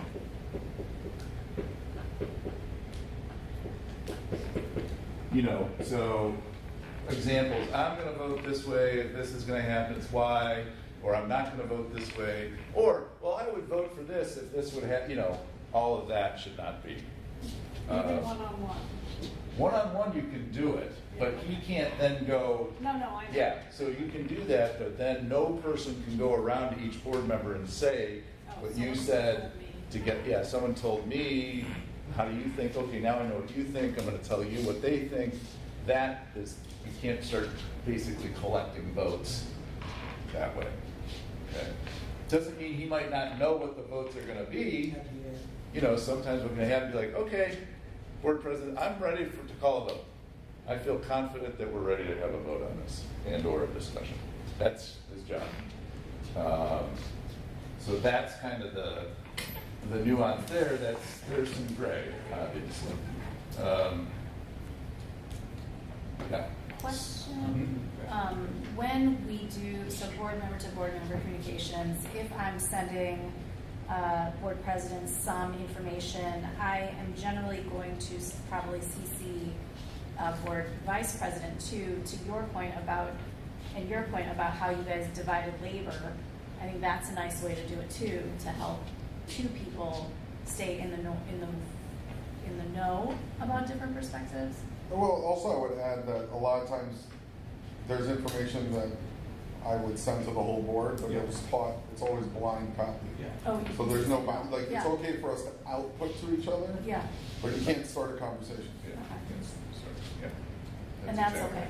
That's okay. Yeah, you can state a position. It's foiable, right? Yeah, that's the only way to remember. That's the thing to know. But if you start getting in a back and forth, and you're not in a public meeting, whether it's closed, you know, so it's closed section is protected. You brought up a good point. Are text messages with you, meaning when you alert the board to something, are those foilable? What does foiling your personal cell phone look like? Like if someone writes an email saying, I would like the cell phone records of all the board members. You just did it. Yeah, I've seen you say you're not getting it. Yeah, now technically there's two things. So one is it has to be related to board business. Two, so let's say, I mean, this is really what happens. So you would have somebody literally get all of your text messages and then go through them to determine which ones were about board business. Those are now foilable. Then you have to look and see which ones are protected by closed session topics, right? So it's I'm about. getting a burner phone then. I So, mean, but, that's still. it's a lower bar to Yeah. FOIA This is than it recorded. is to This is civil. recorded. This is recorded. So I would say, Stuff between me and my wife. I would say that's still foiable. They're still going to get at it if they want to. But you know, anything that is protected by closed session within reason, that's redactable. But even that, sometimes, if they're specific about what they're requesting. The other issue is you can refuse it on the grounds that it's onerous, but really, you can't really refuse it, you can only delay it. It's a 5-day window, you're supposed to respond within 5 days. If it's onerous, you get 5 more. You can keep saying it's onerous for a certain period of time until at some point, you know, you gotta give it up. So, you know, that's kind of the cut and dry of it. But yeah, my text messages are foiable. You've been part of some pretty hairy scenarios. Has that ever happened where they FOIA'd your texts or board members' texts? I don't think my texts, I can't remember if they did in that situation, but, I'm just gonna block you all with contacts. there you go. So, anything else about communications? Timely, consistent. For me, I think we have to come back to different modes. I think Sandra and I can work on a memo about that. With community, board agenda and board operations, but I'm not sure we got to everything you were concerned about. But we didn't talk about roles. And maybe that's because it's too obvious, right? Right. We've said in the past that, you know, the board president speaks for the board. The superintendent speaks for the school district. I have been sitting here thinking, well, given that one represents the school district and the other one the whole community, where is an issue where maybe the board president takes the lead and the superintendent backs off? I haven't found that issue yet as I'm sitting here, but No, I we just- say retired and then we got another. Or we're not retired, well. Yeah, when I announced my retirement, comes from the president, not from you. Yeah. I wrote something, but he wrote something kind of to go first. Pertained to employment, pertained to a decision that was in the board's hands. So that's one example, right? Anytime the board's going to be making a decision that's heated, particularly, that's a good time or appropriate time, but sometimes, depending on the situation, we would talk about it, and I would be the person saying, I'm making this recommendation to the board, and here's why, to kind of get those talking points out. I think that's a matter of us communicating kind of who wants to be out front and why. Yeah. You know. My thoughts are going more to the year that's coming and the different roles there. Yep. But I take your points; those are good examples. So I'll give you, we can talk about the year that's coming a little bit, just to forecast ahead. Because if we think about, I'm the person recommending ultimately something, you know, I'll be out there, here's what I'm recommending to the board. Now they're gonna deliberate on it for 2 or 3 meetings and then make a decision, and then that might be the time that the board president decides to issue a public statement on behalf of the board. You know, we went through all this, we deliberated, here's where we are. I'm not saying that's how it has to go, but that's a very understandable scenario. We'll have a lot more to talk about with that when we plan for that Yeah, process. I guess I'm wondering then, your communications would go within the school district and its various channels, whereas the president's communications perhaps would be going to the wider community.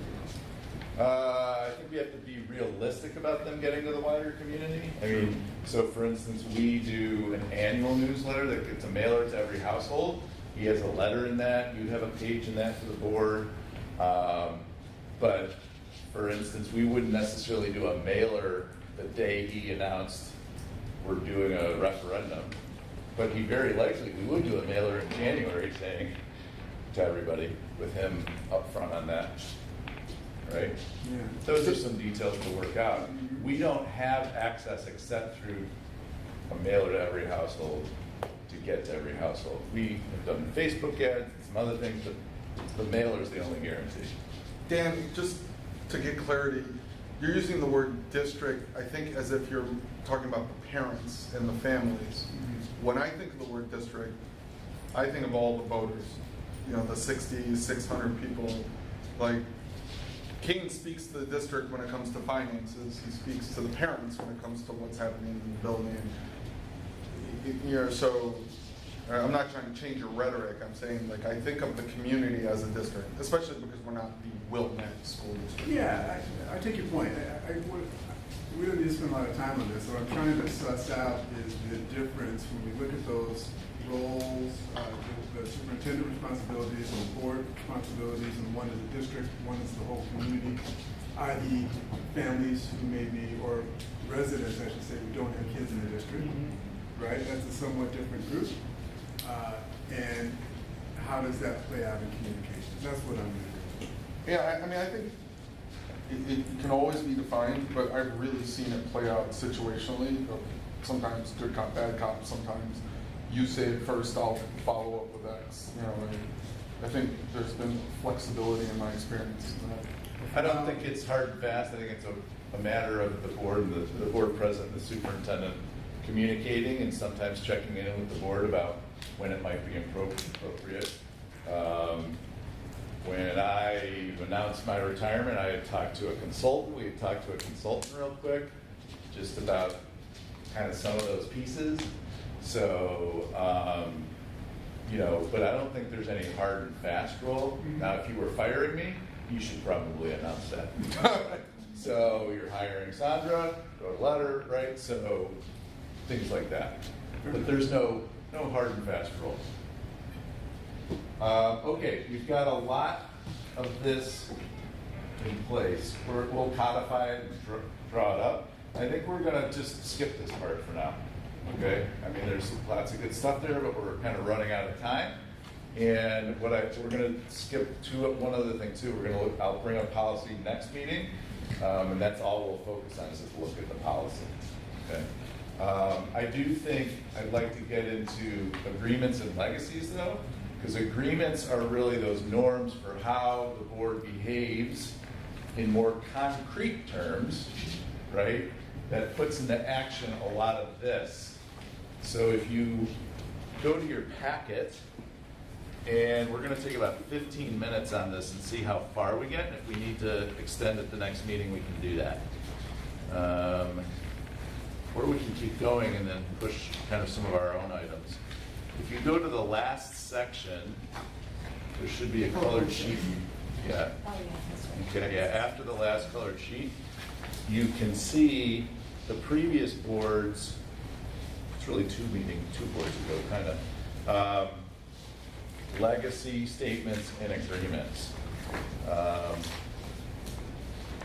And I would say first, let's actually talk about agreements on page 2, because those are probably the most concrete and direct and related to what we've talked about so far.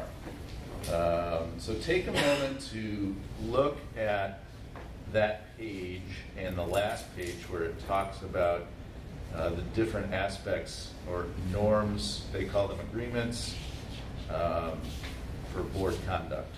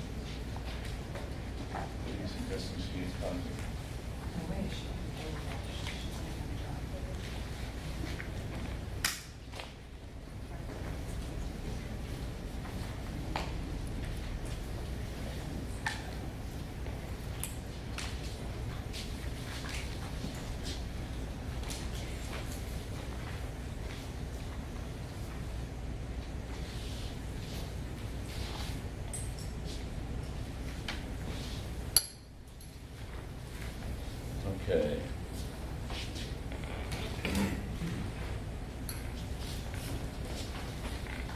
So the way we did this before is we actually used this as our template and then worked off of it. We can do it differently, but I think it's probably the most effective. And what we can do is when we look at these agreements, really look at it in the context of these things and see, is there anything in here not reflected, anything we need to revise, add, delete, just in terms of the agreement section. We'll talk about legacies in a minute.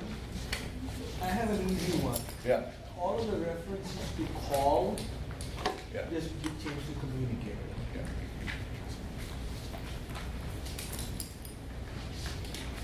So 90s.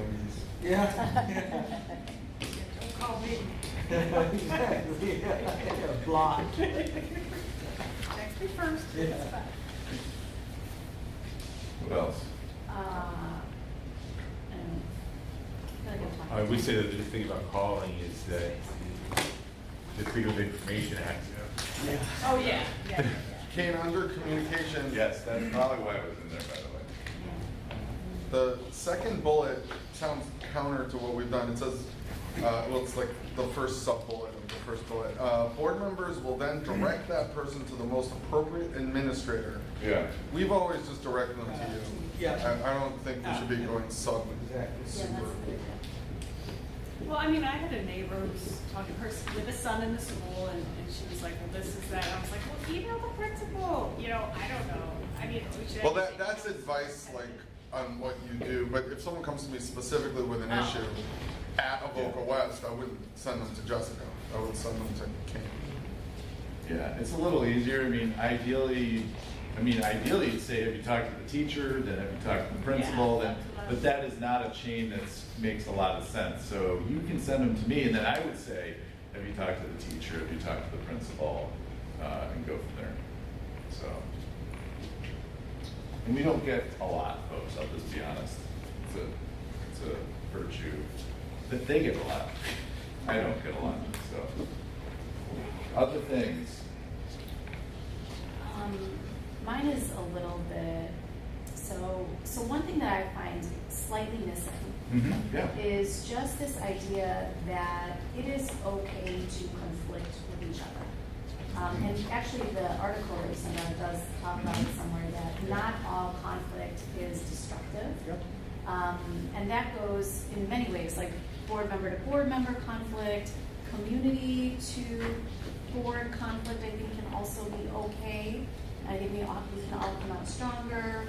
Board superintendent, Board to superintendent board. superintendent, yeah, and then the other thing that comes to mind is this whole idea of it's nonviolent communication. So we don't want to be disrespectful, rude, mean, anything like that, but there is, a way to conflict with nonviolent communication. Okay. Let's see here. We're not trying to end disagreements. Okay. I'm trying to think Yeah.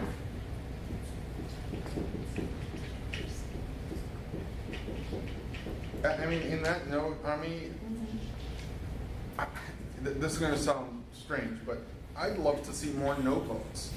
No, right. You know, I'd love to, like, this board doesn't seem to feel necessarily comfortable ending on a 2-5-1-6. I would tell you that ultimately that's not what anybody would ever recommend as a goal. So you do recommend coming to a complete, because sometimes some of these long meetings are because we're like grinding. That's not what I said. No, that's why I was asking. Saying I would like to see more no votes, that is, saying anything about what, as a stated goal, what you want your vote count to be, is not productive. Okay, secondly, it is important, and when you talk about unity of the board, you brought up an example on certain things. The board can disagree, have their dialogue, be clear about their position, and still vote for something. Okay, because the board does have to weigh the effect of its decision and how it arrived at with the community's acceptance of that decision. Right? So as a follow-up question, I guess. So I guess what you're advising is, if you're at a point where two board members disagree, it's still more beneficial to the board and the community to. I think it depends on the issue. Yeah. I think it depends on the issue. For me, it And I comes think- back yeah. to the word respectful. People can have different opinions, and we need to respect those different opinions. I don't know that it has to go beyond that. And I think it has to go a little beyond that, Dan, just because I think respectful is such a high inference concept. Like, what does it mean to be respectful? Does it mean that I should just say, yeah, Gil, I agree with everything you say, even though I don't, just for being respectful or maybe deferential? Like, I think that it gets into those sort of difficulty or difficult interactions sometimes when like women are on the board or something like that. Like those sort of communications can get kind of dicey. So I guess what I mean to say is like respectful. I don't think I put respectful as one of my words. I put courteous because I thought that was a little lower inference, like more specific. Yeah, respectful is broader, less, it's more, it's got a lot more different norms that are brought to it based on what your experience is, right? So my experience being respectful, your experience being respectful, yours, all have different backgrounds, right? And so I think the more specific you can be helpful. We always have to find out how are we not getting in the weeds and micromanaging our behaviors at a meeting either. Because you do that, you're also being not inclusive that way too sometimes. Right. So, but I do think, role of productive conflict, I don't know that the reason I'm hesitant to use this is because it's laden in a way that we can't control once it goes out there, right? I prefer dialogue, I prefer, but I do like this, expressing different opinions in a nonviolent manner is healthy, right? And I think this board has done that. I also, back to your point is, when we talk about norms, we're talking about behaviors. Votes are outcomes. So really, we shouldn't worry about the votes, right? I was using it as like no, I understand what you're saying, but sometimes metaphor. Yeah. The problem is if people aren't watching the meetings, but they're only watching the votes. Oh, they're a rubber stamp for the superintendent. They don't do anything. That's right. Right. But that's I would say that's inaccurate. Agreed. So I don't want to play into a counterproductive method of meeting somebody else's expectation. I think on me hitting my point more eloquently than I did. Mm-hmm. I think we've seen deferential behavior, whether it's by newer board members or less invested in a certain issue board members and things like that. So I feel like people have kind of just surrendered their opinion. That's more what I was thinking. Well, I do think challenging, that characteristic speaks to this. Yeah, I agree. So I'm going to look for a way to add that in some way to put in here. Are there other things about the agreements as we see them? One thing we have not talked about when we talked about roles or characteristics was board meeting preparation. I'd say I won't say hit and miss. I don't bat 100% on getting you board packets fully loaded every Friday. So I'd say that for sure. But I want to defend you a bit. Oftentimes when it's not fully loaded, there's something in motion. Sure. So sure. like, Beth hasn't gotten, quotes from vendors. Yeah. So what are you gonna do about it? So I don't want us to create agreements that we know. No, I know. I mean, I think it's a fair expectation to say you will expect it on Friday. Right. Right. Like That's it's all. good to have a bar. Yeah. No. I want that I mean, you can argue with them after I'm gone, but I would argue that that's a good target to keep. I would say internally, we can look at where are we not meeting that we could be. That's all. So. And I had a question on, because we're talking about board preparation, and I'm definitely prone to sending you last second questions. As a superintendent in general, what's a good tempo? Read the board packet by, if you have X questions, send them by. Is it 2 days? I would say read it by the end of Monday and send me questions on Tuesday as a deadline. So I have a day or two to I mean, I'll revise documents if it's appropriate, right? Like, if there's something I didn't answer that I can revise the document, I'm happy to do that. But more importantly, we tend to work on what questions are board members gonna have, and sometimes we get it right, and sometimes we don't. It's not a matter, I don't mind saying I don't know something, but I think, you know, there is one thing, and I can't remember if it's in here. We have the no surprises rule written in here. It doesn't serve the board or me or us for me to be caught off guard at a meeting because, you know, I didn't get a message in time, or for me to say I don't know something that I actually have, but I didn't have time to prepare, right? So. Yeah, it's in here. Yeah, okay, so. No surprises, does that also fall in the one knows, all know kind of? That's also. Yeah, it falls in that too, right? So that's like if you send, and you do this, when you send me a question, you copy him. And it's often my chance to say, oh, a board member had a question about this, let's talk about it, or here's the answer. Or sometimes I just shoot back an email and be like, it's a it's actually a technical answer to a non-technical question or something. But if you give me the 48 hours, I can do any range of things potentially to be ready. If it's really in depth, you know, and that's covered in the Hanover article too, sometimes they'll be like, well, I gotta get to that next month, or I'll send this to you on a Friday note, you know, if it's informational. If it's deliberative and it's gonna change a decision, then sometimes, and we've done this, we've said, you know what, we're gonna keep it on discussion next month too. All of that is fair as long as it is transparent, clear, you know, intentional. I think the hard part is you're all very busy, right? I mean, you're all very busy. And so what I would say is if you're caught off guard, like you didn't get to read it until Wednesday, just tell me, and if there's something I can do, I'll do it. If there's not, then we'll get it to the next time. I will tell you the hard part for me is if we've gone from discussion without action, then we go to discussion with action, and then now somebody's bringing up something that was actually here way back when. That's hard because now we had two chances and you're bringing it up on Wednesday before, and you might vote against it because you don't know. And I want, you know, honestly, like, I'll just tell you, okay, vote no, you know, but depending on the timeliness of the decision, we can't always kick it off. So usually we tend to get the questions out the first time around if we have. I don't find that we've had a lot of late, last minute issues. Other things to consider. I think it's a pretty good document. It is actually, it was well done.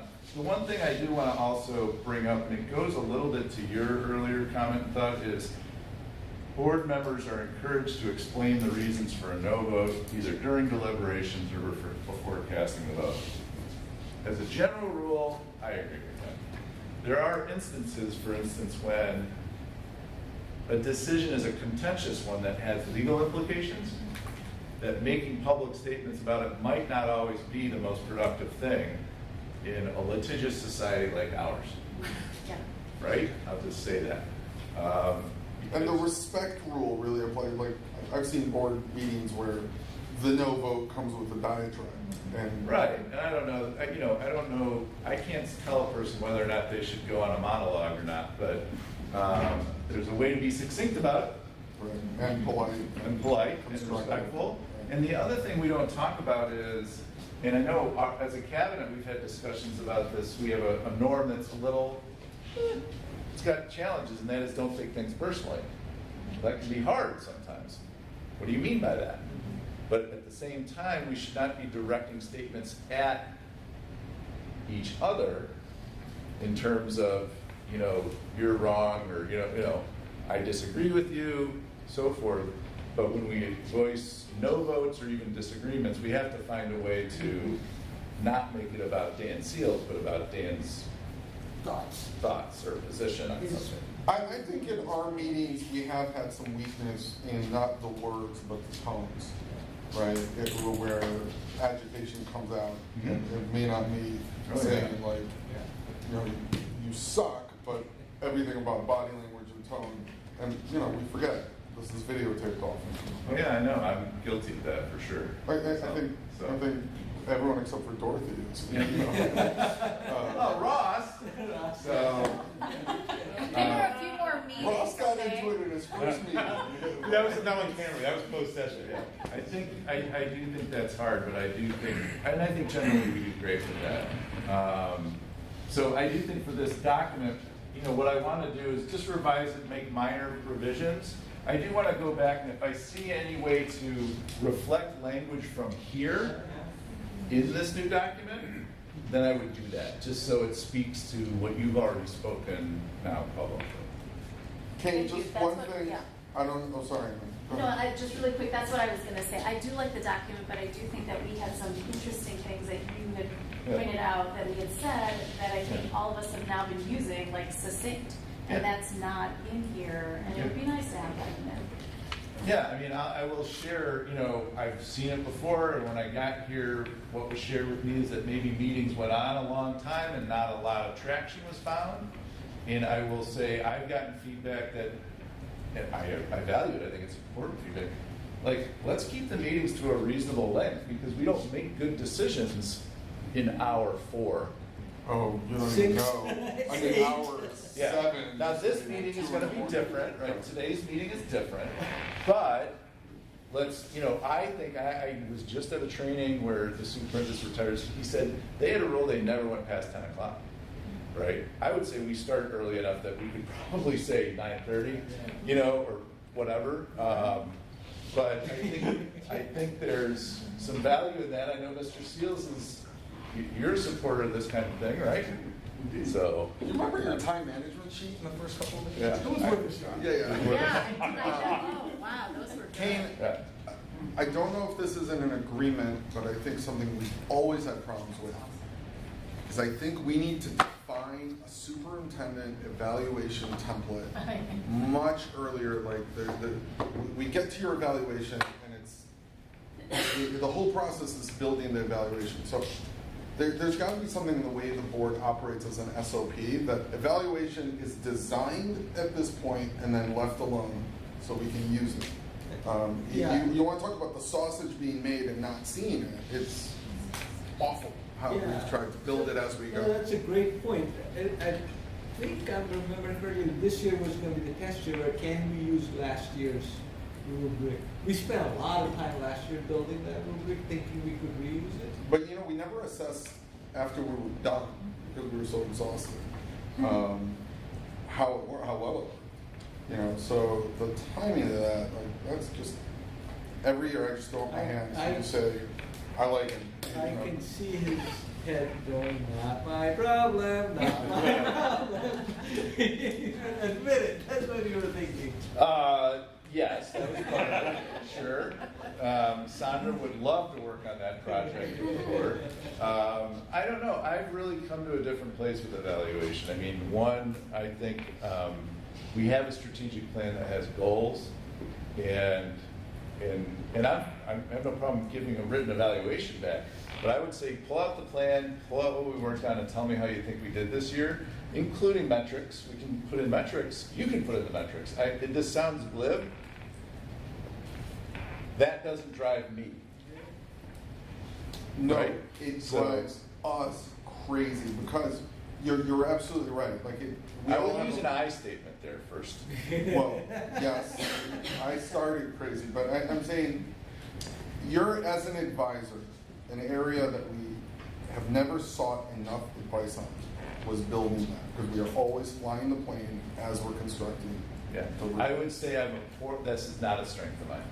I would say I don't find from the people, and people are in disagreement with me about this. I have not observed it in action as a productive tool for improved performance. You know, the more constructed or the more developed, or I have not seen that. I'm more a believer in regular, feedback and direction based on a agreed upon plan, because that you got to have that framework, and part of it, you can be around this too. but some of it's common sense. I don't get tenure. Like, you know, that's just my feeling. It's kind of like with CEOs too. I'm sure they get elaborate evaluations, but I can tell you for sure when they get booted by their board, it's not because of what their evaluation said ultimately. So, But you're making the point exactly. Sandra, this is more for you, but thinking about how we can design a way, we are not professional educators. Like having us evaluate a superintendent based on rubrics we all Googled is an absolute maddening process. so I think you're short selling what we went through last year a little bit. Yes, we Googled, but we read papers. But did it have a motivating effect, and was it transparent as to the person you're trying to evaluate? You know, what your goals are. Like a business point of order, I'm not sure what the relevance is. Well, we're not being succinct, but I mean, it's relevant in this. Okay, Dorothy has. Yeah. Actually, just finish your thought, because I was just getting back to the agreements. Yeah, okay. It's relevant in terms of that, right, as part of the board role. But I would say it was not on the agenda for tonight in terms of that.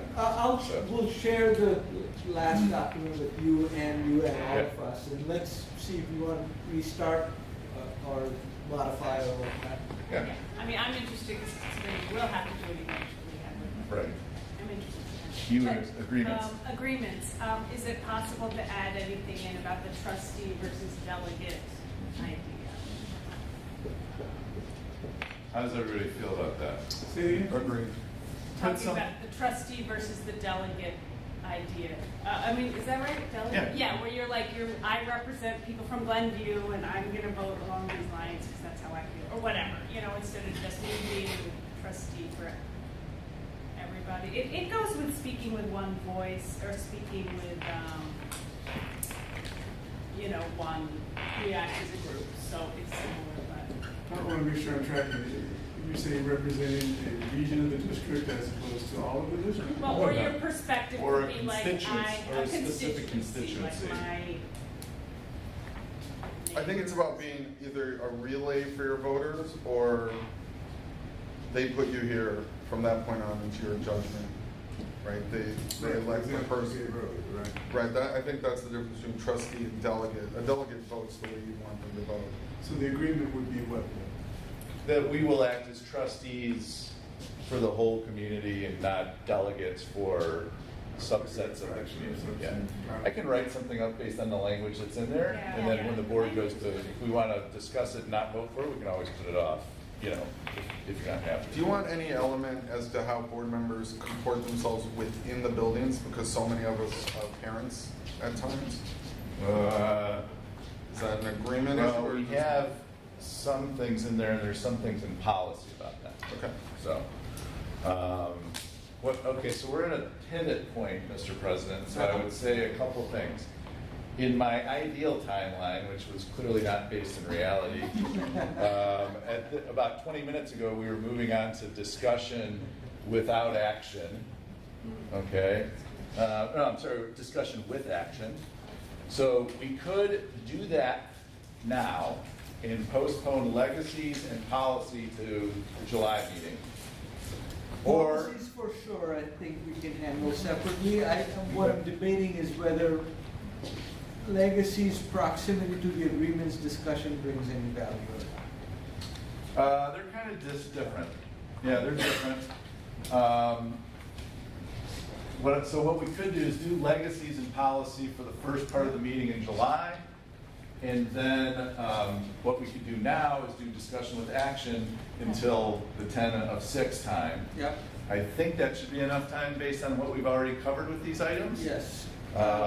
And then we'll have that out of the way.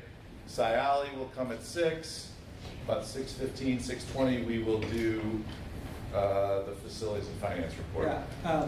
I should have mentioned this when we started. If we reverse the order, when 7.4, then 7.3, then 7.2, then 7.1, we probably will get at least 2 done. Yes, yes, we can do that. That's fine, we can reverse the order. So, Okay, so that's what we're gonna do? Let's do it. Great. Do you want to pass out dinner? Do we want everybody to grab dinner right now and we can working dinner? Because it'd be nice if we got all our dinners thrown in the garbage before everybody came. So, If we don't, I'm cracking open these M&Ms. okay. I messed up. I didn't do my icebreaker with the M&Ms. So. I'm scared. Yeah. No, don't eat them.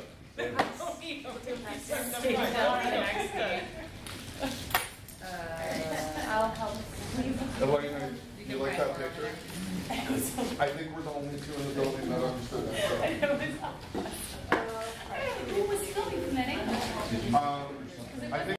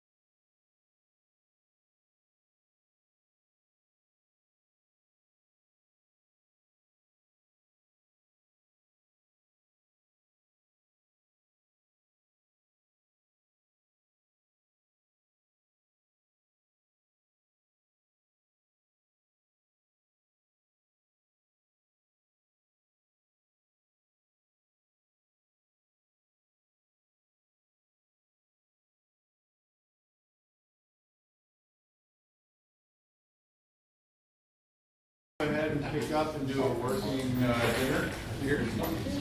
We'll start with item 7.4.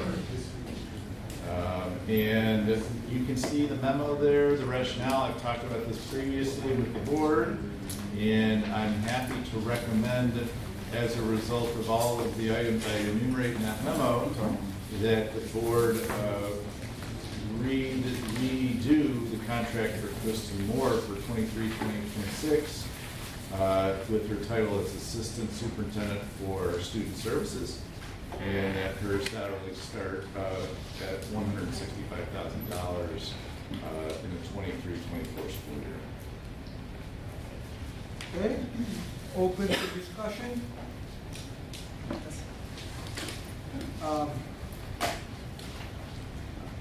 May I take a personal point of privilege to just say thank you, Kristen? Forget the salary part.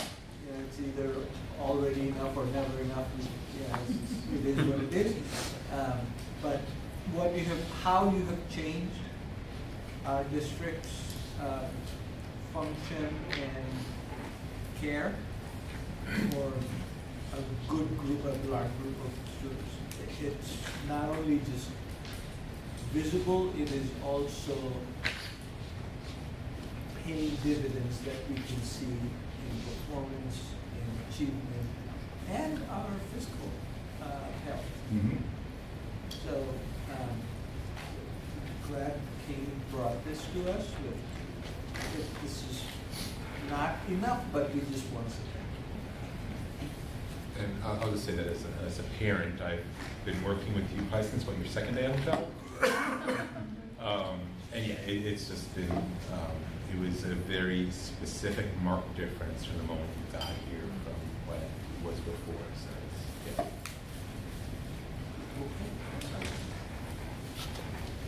Do we get a motion then? I move that the board approve Kristen Moore's contract for 2023 to 2026 with the title of Assistant Superintendent of Student Services and a 2023-2024 salary of $165,000. Second. Thank you, Gus. Thank you, Lori. Mr. Seals? Aye. Mr. Freeman? Aye. Dr. Goss? Aye. Dr. Dar? Very enthusiastic aye. Mr. DeVore?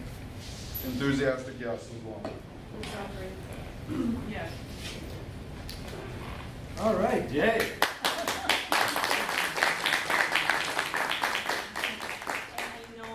I know we have a lot on the plate, and I will be succinct, but I do really want to say thank you. I certainly know that I'm very fortunate to have landed here. Certainly with the different boards that I've got to work with, the administration team here is, I will tear up. I'm very lucky to get to work with the people that I get to work with, and the teachers, staff, students. Everyone is amazing for sure. But when I started here and I accepted this job 4 years ago, I stood here and I said, thank you so much, and our focus on student achievement is so high, but I know there's something else. There's this community piece, and for sure that is so true.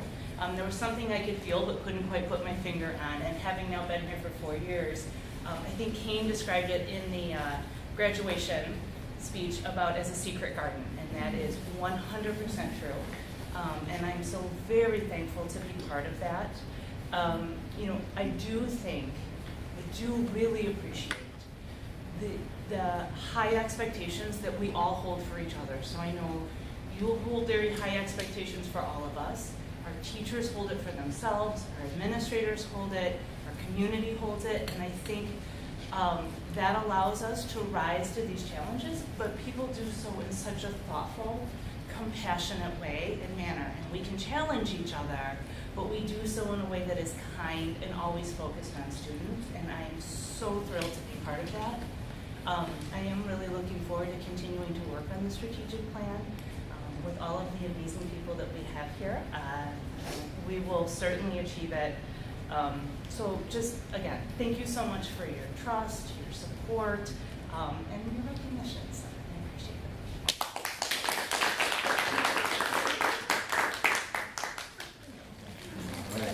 it. Okay.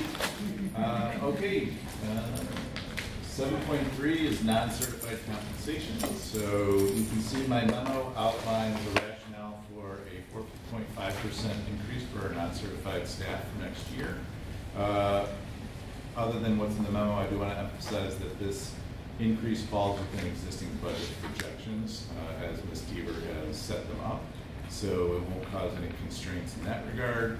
And I think with the recent years of CPI, I think this is a fair raise in light of the last year's raise together. It puts our staff in a good position.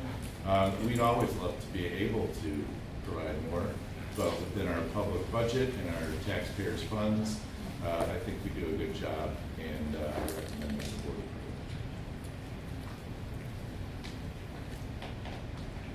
Discussion. The labor market continues to be hard, so I don't know that we have options to do anything else. I don't think anyone on the board wanted to do anything else. It's well earned. Yeah, all right. Let's hear a motion. I move the board approve a 4.5% increase in compensation for non-certified staff for the 2023-2024 school year. Second. Oh, second. Thank you, Dr. Ms. Aubrey? Yes. Dr. Dar? Aye. Mr. Friedman? Aye. Mr. Seals? Aye. Dr. Doss? Aye. Mr. DeVore? Yes. Okay, I don't know that we'll get through 7.2 in 10 minutes, but we could try, or we could go to 7.1. I also don't know. Yeah, I don't know either. I'm happy. Why don't we try 7.2 and Okay, talk about let's do it? it. So, yeah, as I state in my memo, we brought the two options for consultants forward last month. This was one where, the board approves these contracts, and I felt both of these are qualified, competent consultants with some slightly different details and perspectives and approaches and resources.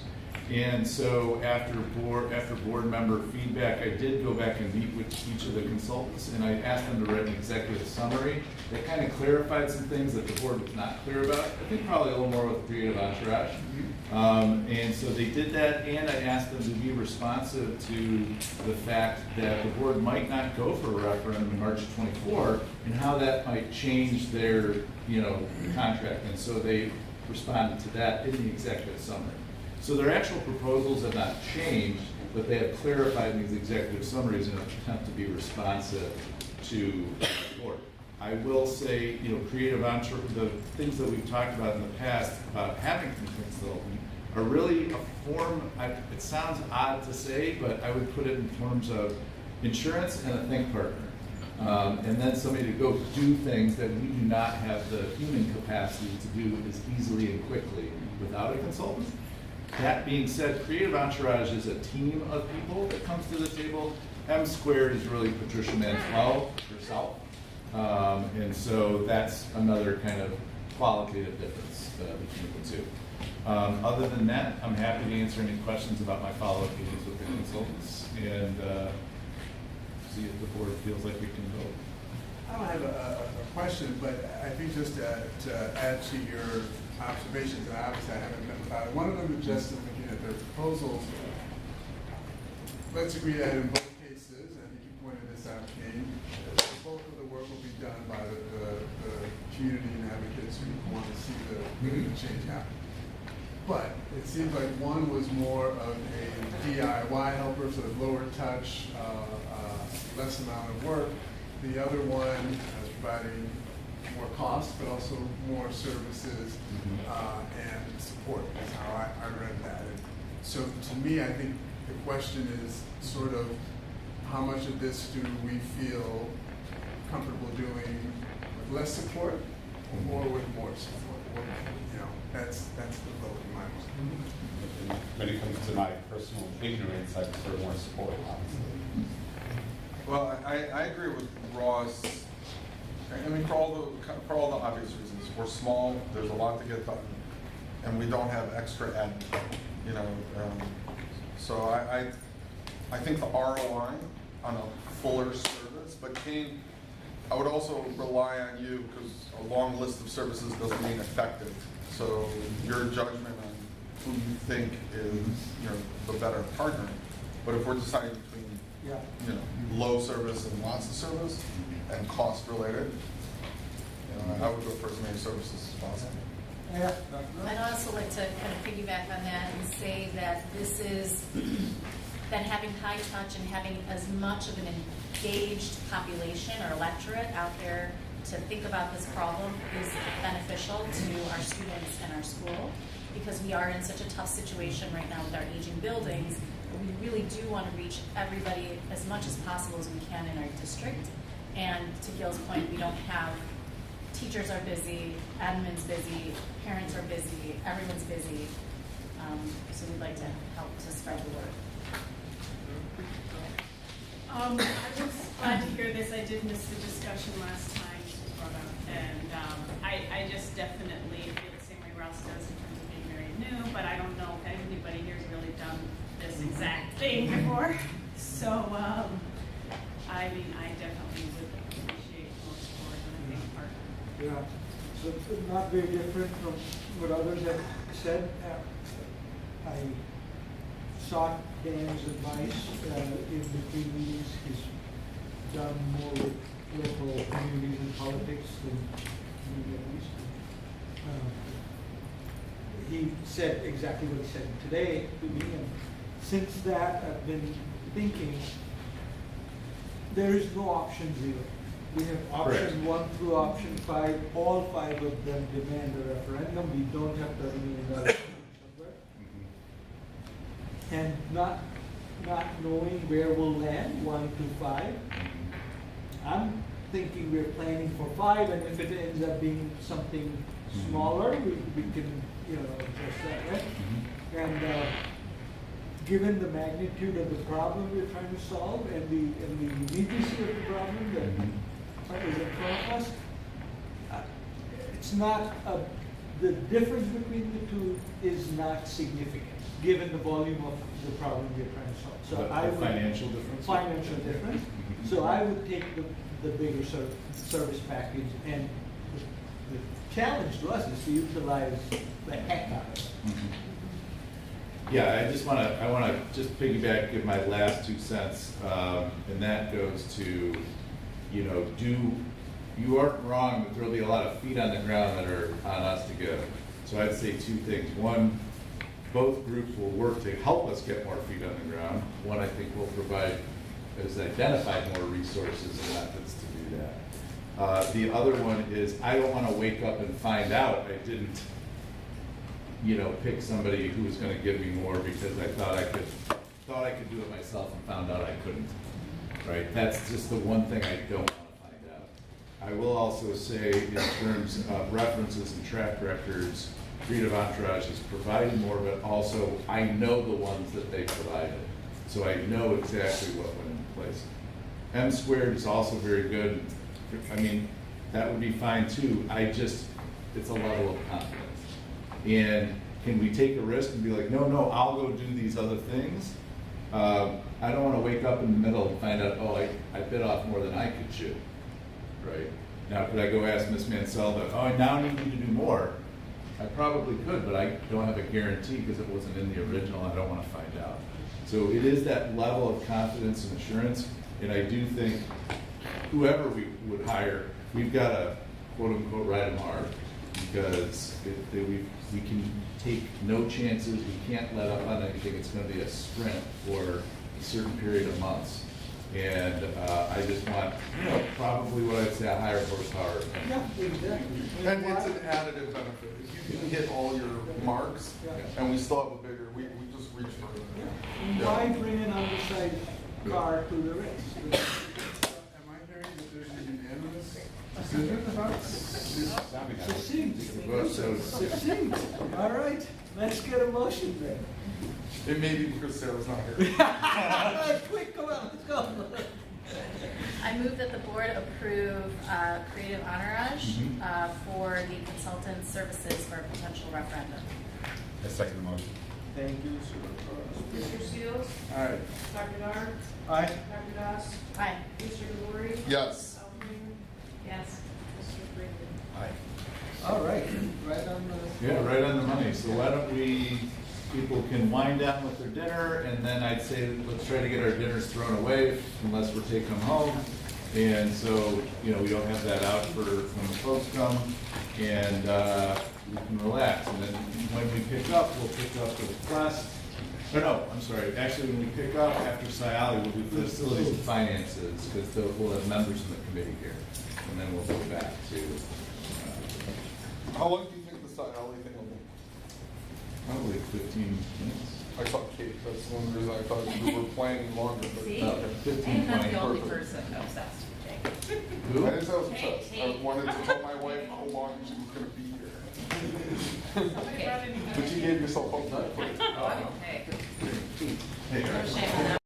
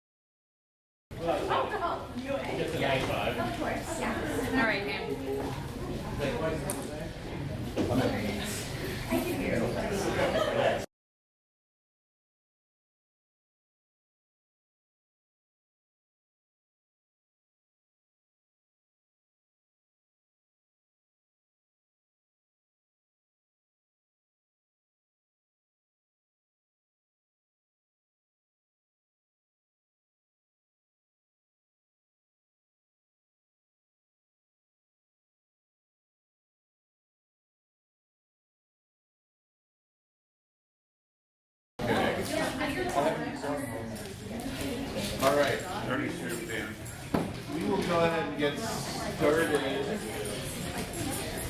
Or I should say return to, we're gonna go to item 8.1, which is our Facilities and Finance Committee report. And in your packet, you will see the, I think, 36-page report, and an executive summary, which is 4 pages, which covers exactly what it says, an executive summary of what's in the report. I am gonna go over some quick slides real quick, for the benefit of our hundreds, dozens of home viewing audience members, and to hit it at a high level, and but I will break for some details as we go along, and then we'll introduce our committee members who are able to make it tonight and have Q&A with them. I do want to point out that the goal tonight is we won't go into a deep level here of the report. It's to answer questions, to interact with our committee members, to get their insights, particularly from their perspectives. But in July, when we have our extended meeting, we will then dive into the details of the report, both with our architect and with our financial advisor, as the board gets closer to making a decision. So, and you'll have a month to read it again. So, okay, so this committee, I want to remind everybody, sprang from 2 of the strategic objectives in the strategic plan. And through the community engagement process and how the board was informed prior to that process, it was important that we had objectives related to our finances and our facilities. And so they were basically to identify how we can have buildings that best support our students and staff, and how we can have finances that can sustain our mission and our objectives over the long term. Go ahead. And so we had 16 members on our committee. In your executive summary and report, you can see who those individuals are, and we'll meet some of them shortly. And you can just see the breakdown there of our committee membership.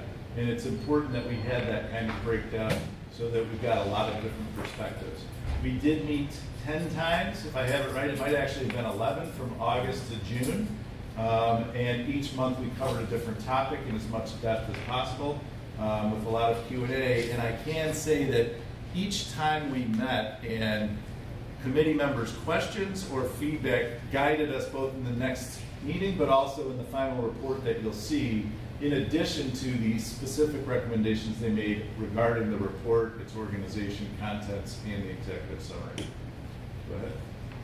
So the report itself, around those objectives, attempts to answer 3 basic questions that you can see here about finances, facilities, and then what courses of action should the board or can the board take to sustain the finances and the facilities of the district over the long term. Go ahead. Just as a summary of the district's current financial status, you've seen a slide like this before through committee feedback in the town hall. This has just been made more succinct, if I could say so. And you can see there the strengths of the district, which the board has talked about before, and the vulnerabilities of the district. And those are related both to current possibilities and future possibilities. And then regarding the current status of the facilities, you'll see basically a version of this in the report. But related to strategic objectives, the buildings do not fully support the items that you can see on this list to varying degrees, right? So standard operations, which is really encompassed in that life safety maintenance report, student safety, which is a slightly separate item but no less important, physical well-being, mental well-being, and intellectual growth, and then some specific strategic items, for instance, related to STEM, related to SEL, and the like. So in response to those needs, the committee did review really 5 options, but we'll talk about the 4 that you see here. One is to simply respond to those life safety maintenance needs in both buildings, which would include air conditioning at Avoca West, and that would be to the tune of approximately $30 million. Option 2, which the board has talked about briefly before the town hall, would be option 1, and renovations and additions that would meet the needs related to learning and instruction that go beyond life safety and maintenance. Option 3 would be to build a new pre-K 5 school to basically encompass all of those needs being met in possibly a more efficient manner over the long term, and then at Mary Murphy, engaging in options 1 and 2 to the tune of $55 to $60 million in total.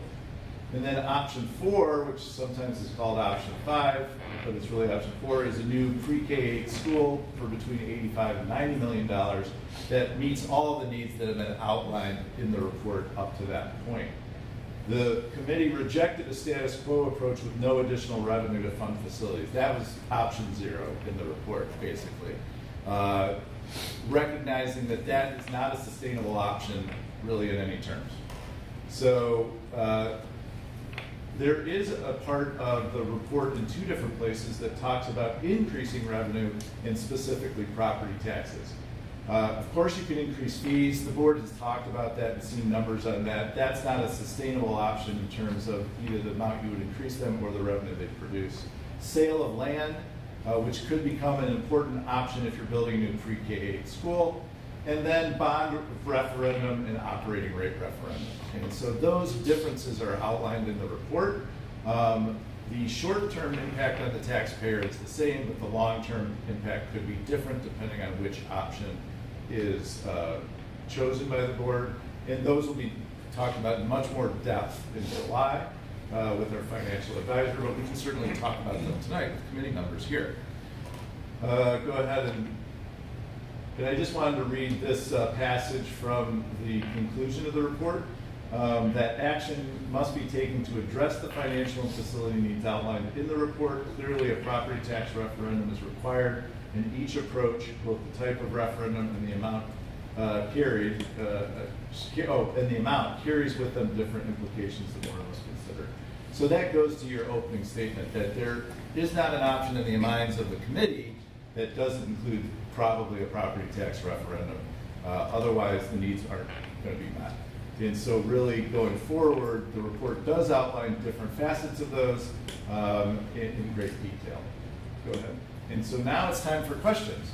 And so why don't I introduce our committee members first, and then I thought we could start with questions for them about their experience on the committee, specific, what they learned, and then we could do a more in-depth just Q&A about the report, the executive summary, and I will tell the committee members that at that juncture, you are encouraged to participate freely. Normally we have maybe a different style, but you've put in so much work and time, I want you to be part of that discussion. So Jim Gravania is here, 8th grade science teacher who you just met. Hassan Azar is here, a parent and guardian of one of our students. Becky Cross, 5th grade, I should say, K-5 science teacher next year. Amanda Hoffmeister, 7th grade math teacher. Peter Leckerling, parent of a 3rd grader next year. Yep, starting 3rd. And Beth Deaver, who has just abandoned us for retirement. Next year, it's in a year, don't worry. So why don't we start? So if we want to pause for just a second, I thought on behalf of the board, since Mr. Gabori was on the committee, maybe we ask him to represent our thanks to the committee. Well, I feel like I've every year said how great a committee I've been on was. I've never been on a committee that has worked this hard, but also taken it so seriously. You would never have known who was a parent, Hassan, who was a teacher, faces that are relatively new to the district. You would have thought we're here for 20 years. It was really an incredible group, and I don't think the work is done, but there's no question that this 35-page report would have looked very different if it was a different group of people. And I was blown away by it. So for the board, I absolutely say thank you, but also personally say you guys should know, that was an exceptional committee experience. So thank you from all of us. Thank you.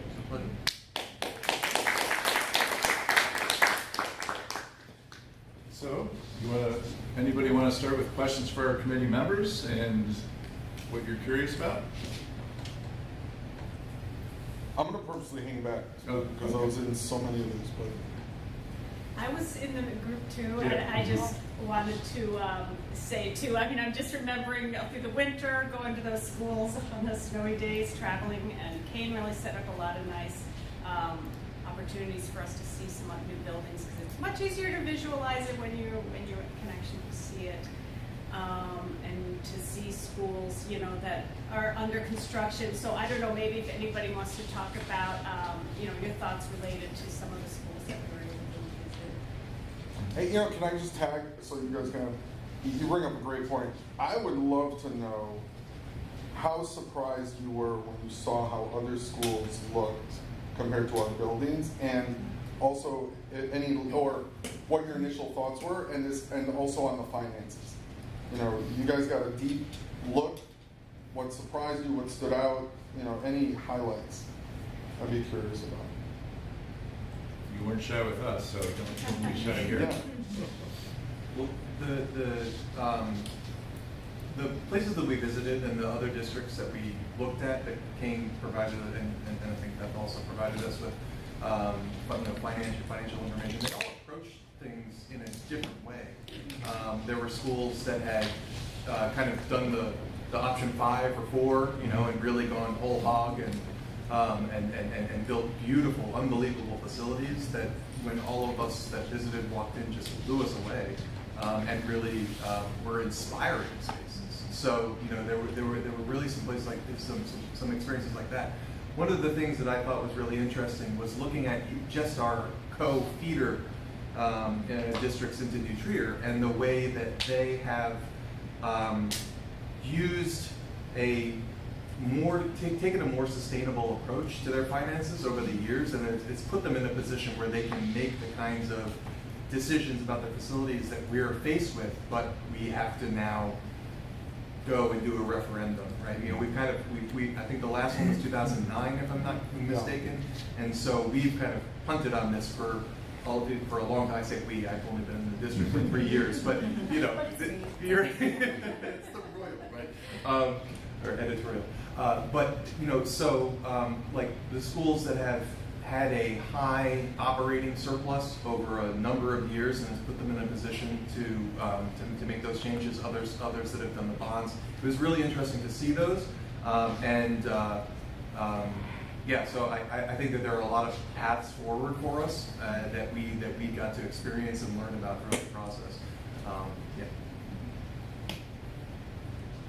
Yeah, it was interesting to see how the buildings that had taken the approach of kind of adding on and then redoing some of the spaces in there, how that flowed versus from the ground up redo, and how that flowed, and how that was, you know, our buildings are from the 1960s, when the practices in education were vastly different than what best practices are today. And so to see a building designed from the ground up that best supports the best practices in education that we see today is so different than a building that tries to take that 1960s space and try to reconfigure it in a way that best meets the needs of students. They just weren't designed that way. Do you remember the school that had like a modern wing and then the old? You felt like you were going through a time warp. Yeah. In one hallway, you were going from 2023 to 1960. Yeah. Yeah. I've never in my life, I think, been in a new school. No, I hadn't either. But until we went to that. you talk about like the best practices. It's like, what would our students get? Like, what would be the difference for them in that scenario? It's like, again, I have no even concept of what that One thing that was like, I was just thinking about aspect, he was talking, the amount of transparency and openness and small group, I'll use the word like nooks, but you know, spaces for groups of students to work, or for a teacher to pull a small group. We just sit in the hallway right now. Yeah. But we want to do something like that, or you try to find an empty classroom and you've got 4 kids that are taking up, it's not a good use of space. You've got 4 kids using a whole, you know, classroom that's across the school, so it's nowhere close to where maybe the math classroom is, that, you know, so just over and over, we saw in the new spaces, they were designed so that there were these breakout rooms that were easily accessible with a lot of transparency, so the teacher might even be able to see from their classroom into the small group space. And like you, I hadn't been in a new school, so I just hadn't even really occurred that much to me until you saw it and you thought, oh my gosh, this is so much more Like functional. individualization was part of their plan. Right. Kane designed the ground up school that we saw the most change in. Also flexibility. The idea that this isn't Becky Cross's classroom, right? Or this isn't the science lab. We saw a school where the science lab was also the 3D printer lab, was also a robotics lab, and it was all in the same free-flowing space. And Dorothy and I saw, I didn't see the new school on the big tour, but Dorothy and I went to go see a different new school that was in a completely, totally different district. And yeah, it was just the spaces for any students that had any sort of special education needs were just designed for them. Whereas right now we have classrooms that then get kind of mishmashed together and you know, we do the best that we can, but it was really so thrilling to see some of those rooms. Or like the classrooms are all in 5th grade, which is the experience I can speak from. We flexibly group our students, we have book clubs where the kids mix up, our kids go to different math classes together. Our services, our EL services, our pupil services, LBSs, will try to pull kids across classrooms, and like Amanda said, they meet in the hallway or they have to take 5 to 10 minutes to walk to an available classroom in the building and then come back to 5th grade. Whereas the classrooms that we saw, there were small homeroom spaces and then around a big centralized gathering space where you could create those small group learning spaces or pull everybody all together for a lesson. I mean, just the flexibility to really meet the students' needs was dramatic and nothing that you could retrofit in the 5th grade hallway. Yeah, I was just thinking of that. They had, I was trying to find it on my phone, but they talked about the different spaces, like a town hall space, which is a space where everybody can gather. They had a cave kind of space, where it's like a cozy area where one kid could sit quietly if they needed that. And it just was just so impressive, the thought process behind it when you do go from the ground up. But it was also the little things that would cost a fortune. So for instance, fluorescent lights is horrible for learning. There's no nature in our buildings, where these schools brought in real nature, faux nature. You know, it wasn't just about like where do you teach the kid, it's about how does the kid feel in that space, the colors. Yeah, and also the way to overlap spaces where your eating area was your theater and auditorium and things like that. One of the things that Gil said, talking about the time warp going from one to the other, I think it speaks to the options that are in the report and what is going to be viable and an effective use of money, because there were schools that we visited that for whatever reason, I mean, Sears falls into this category for a totally different reason, that was constraints from the community, right? But then in the district that you used to work in Lake Zurich, one of the schools, was because they just didn't have much money left over after building the entirely new school. So for different reasons, schools ended up in a situation where they could only do like one thing. You know, they could add on something. Now it worked really well when all they really needed was a targeted investment. That was the place we visited where they just added the 2 STEM labs. And that was amazing. Yeah. I mean, you know, you could see how much value add that was for the school, and you could just tack it on to the end, and that solved a huge problem for them. But at the other school that we visited where they added a cafeteria, yeah, it was a nice cafeteria, and then you walked out the hallway and you were back in a place that reminded us of Avoca West, you know. So I think it's important to recognize that our district, and in particular Avoca West, also Marie Murphy, it's in a different situation than that school that maybe only needed a STEM lab, right? And so the effectiveness of trying to do a renovation, you know, when you have this many different things that are needed, it might be it might not work. Same thing was the case with Sears, where they tried to kind of, you know, squeeze in these little nooks in different places and things like that, but it really didn't make, at least from my perspective, have a huge impact on the overall learning environment. We didn't see Sears Spanish. That's true. There's a I new mean, I building. think we saw. Well, we saw the part he's talking about. Yeah. We did see, Yeah. they did an add-on with the new cafeteria and a bigger learning space, which will have a lot of light and it'll be nice. But the part you're talking about, yeah, they had taken a medium-aged part of the building and tried to build these spaces in. And so if you imagine a space between two classrooms that's maybe 10 by 10 feet, just to make it up, and it's glass so you can see in from the other classrooms, right? That's the kind of design basically that we're talking about from the ground up. I can't go to Avoca West and create that space, right? Like that's structurally not possible. So there are certain things when you go for that option, you're gonna say, I can't do that for whatever reason. It's gonna be shoehorning things in.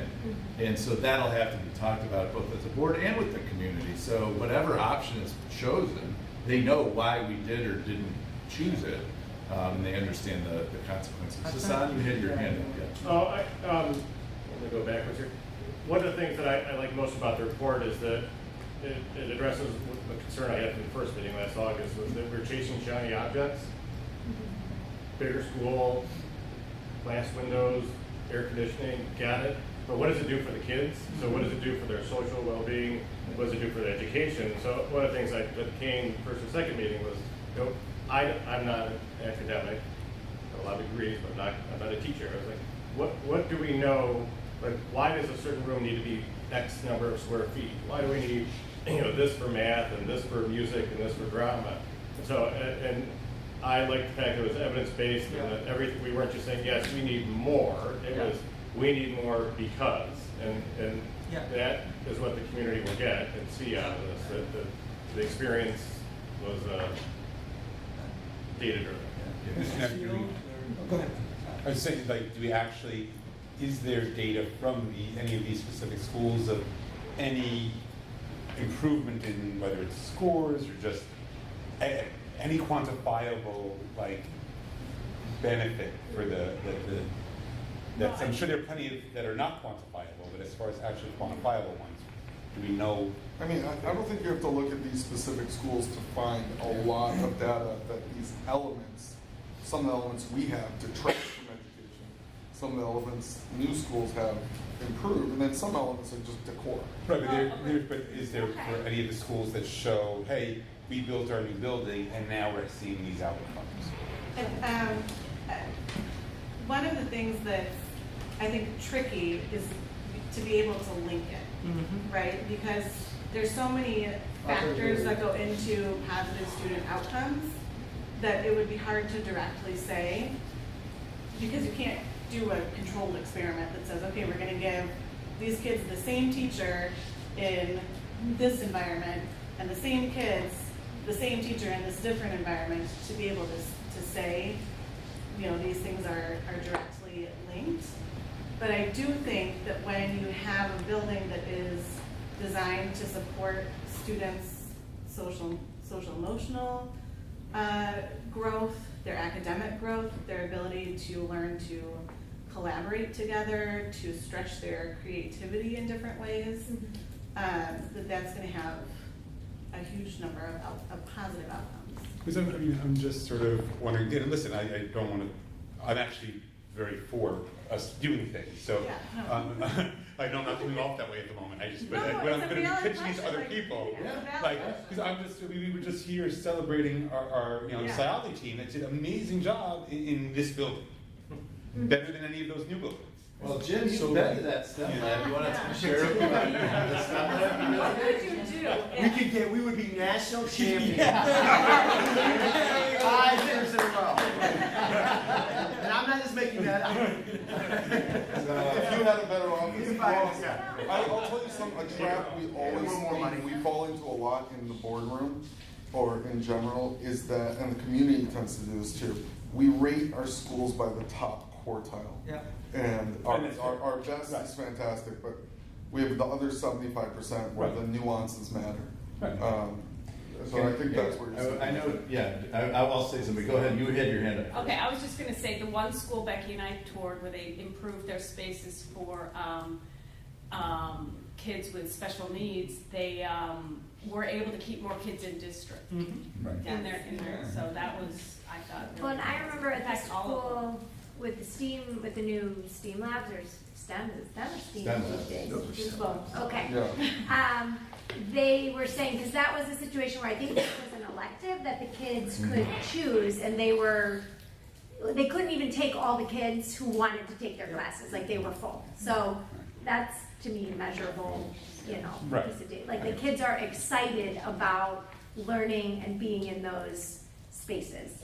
But I mean, I just think that these questions are so important when we try to pitch it to the community. Of course, We try to pitch- yeah. You know, that we have those kind of answers. I wouldn't be surprised if, you know, I think it was the board president who took us around that Lake Zurich school, right? That, I Yeah. forget his name. Doug Goldberg. But I wouldn't be surprised if Doug has some data. 'Cause Yeah. he was excellent. Yes. And because Yes. the committee, or the community there was not, like, he said he had to work, you guys had to work really hard to convince the community to invest that money. So I feel like he would have some, He would, I'll just jump in before, because you had asked this. So I can tell you for sure there is research on air conditioning, and there is research on natural light, and student well-being. Other than that, I'll talk to Carrie, who goes to Harvard every year for an institute, and sees what other research she's getting. But it would be more about research that's been done, not about those schools, like ones that have been 2 years, and, you know. So we can get you some of it, and some of it I've used, the air conditioning piece. I used to be a skeptic, and then I had somebody give me the research, and so I followed the data. Right. And that's gonna become more so with all the things we've been facing. Dr. Dunn? Yeah, no, thank you guys so much for all your work on this. I mean, I already feel like so comfortable with all this. But, so, you know, when we're at social events with other Avoca parents, like, or other people in the community, inevitably we'll talk about Avoca and the finances and, you know, I've heard anything from how did we get here, you know, why is this happening, frustration to acceptance, like, you know, what you were saying, we haven't had a referendum since 2009, this is what has to happen, and anything in between. So I like the executive summary, but if you guys, each of you, if you don't mind, just a little bit putting you on the spot, giving like an executive summary on what a parent or community member should keep in mind when we're talking about our district financial situation.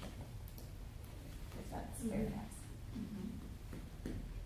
I would say, I think what we kind of kept coming back to is that we can maintain a status quo, but any curveball that would come up, or even the implementation of an exciting new program or the strategic plan, all facets of the strategic plan, could not be accomplished with the current status quo.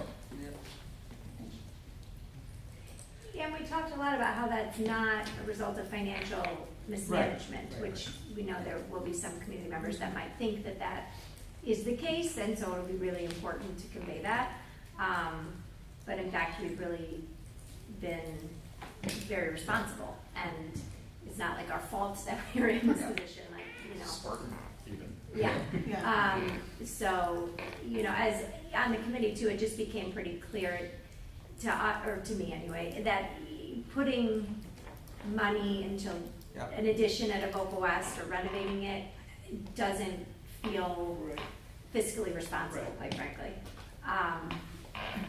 So, you know, I think that will be a message too, to just make it clear, like, sure, we could go with this lowest option, but honestly, that doesn't feel responsible long-term to me.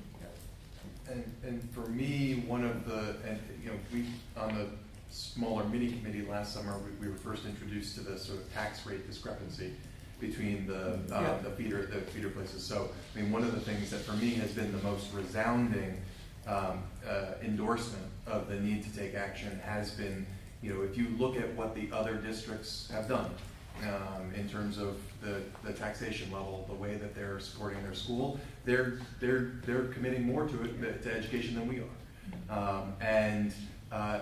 So, you know, there's only going to be so long that we can stay at this level before we are noticeably behind the other places, and that's going to have a meaningful impact for anyone in the district, not just the ones with kids, right? Because property values are tied to the strength of the school.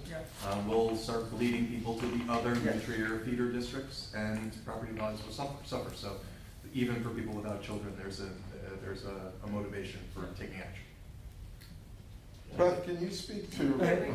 Oh, I sorry. think we need to look at the counterpoint too of schools that actually didn't go through improvements, what happened to their test grades over Yeah. time, because if they don't keep up with curriculum, something's obviously gonna happen there. Sorry, Beth, I was just gonna ask for your perspective more specifically. Like even the Lake Zurich School, which originally put in geothermal, but built a roof that could sustain solar, and now is putting solar in years later, is essentially, they're making the argument they're gonna go essentially utility bill neutral, right? Energy neutral. I'm curious, for someone that's been looking at the books for 29 years, is that a significant number? When we try to say, okay, we could get to a point that our energy bills are so much lower and so forth, or is that just? I think another way of asking is, could you ballpark our annual utility bill? Or would you even consider it just, you know, a real number or just wax on a car? Electric, I would say it's somewhere like 120 to 150,000. So I don't know if that's significant or not for the investment, but it's, you know, a more efficient way to run a building. And in the long term, if you have geothermal, that's supposed to last, I thought, like 50 years. Those, I can think what those are called that you put in the ground. But yeah, you do it again after that anyway. Yeah. But yeah, so you know, $150,000 a year is a good operational savings for our district. Yeah, if we had handed you and Beth a building that cost $150K less, there's $150K more teaching, innovation, or whatever that could happen. To say nothing of the example that it sets for the students. Right. Right. Mr. Seals, did you? Yeah, I think the report's pretty clear in terms of you're recommending that we absolutely take some action, but you stopped short of choosing a specific one. I'm assuming that was intentional. I'm curious about some of the things you were thinking about as you were talking amongst yourselves about which direction to take. I feel like and a lot from Kane, like, we really approached it like we're not looking for an answer to the question. Like, we're not looking at what are we going to end up recommending. Really, it was just a lot of data dive, and thank you for that, Kane. And, just a lot of like just learning the material, and then so we understood it, and then kind of, okay, now that we understand everything, what are some possible options from this information? And kind of end it right there, which I think was a very good, like, didn't lead to biases, as a lot of committees that I've been on a lot since I've been here a long time, like, already have their answer before we even started the committee. And this, I would say, this committee had 0 answers at the beginning, and never was any agenda ever put on us to, like, drive it one way or the other.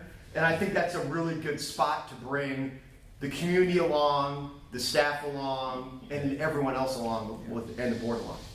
And I will just say, even here you can hear differences in opinions and different approaches and different kind of degrees of where to go.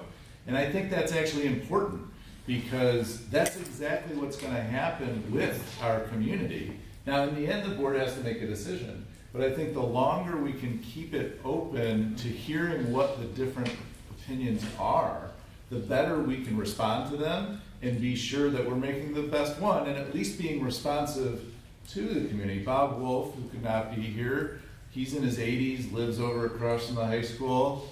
He was pretty clear about, he was worried about people in his financial situation, what the hit would be like, right? And you can find that reflected in the report.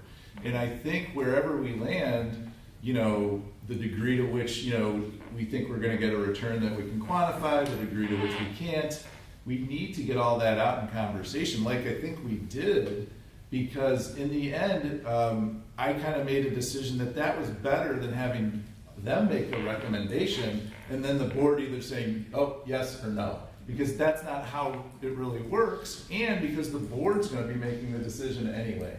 They're the ones who put it on the ballot. And the last thing I'll say is the reason I thought it was really helpful is because at the town hall, it made me visualize what I kept saying to people. It's like, we're this wide. We're going to do this and get this wide. Then this summer, the board will sit and get this wide. And then early in the fall, we'll get it down to here. And then the board will make a decision. And that way, we would have chipped away as much as we think is not, accessible for voters, and made the best decision possible.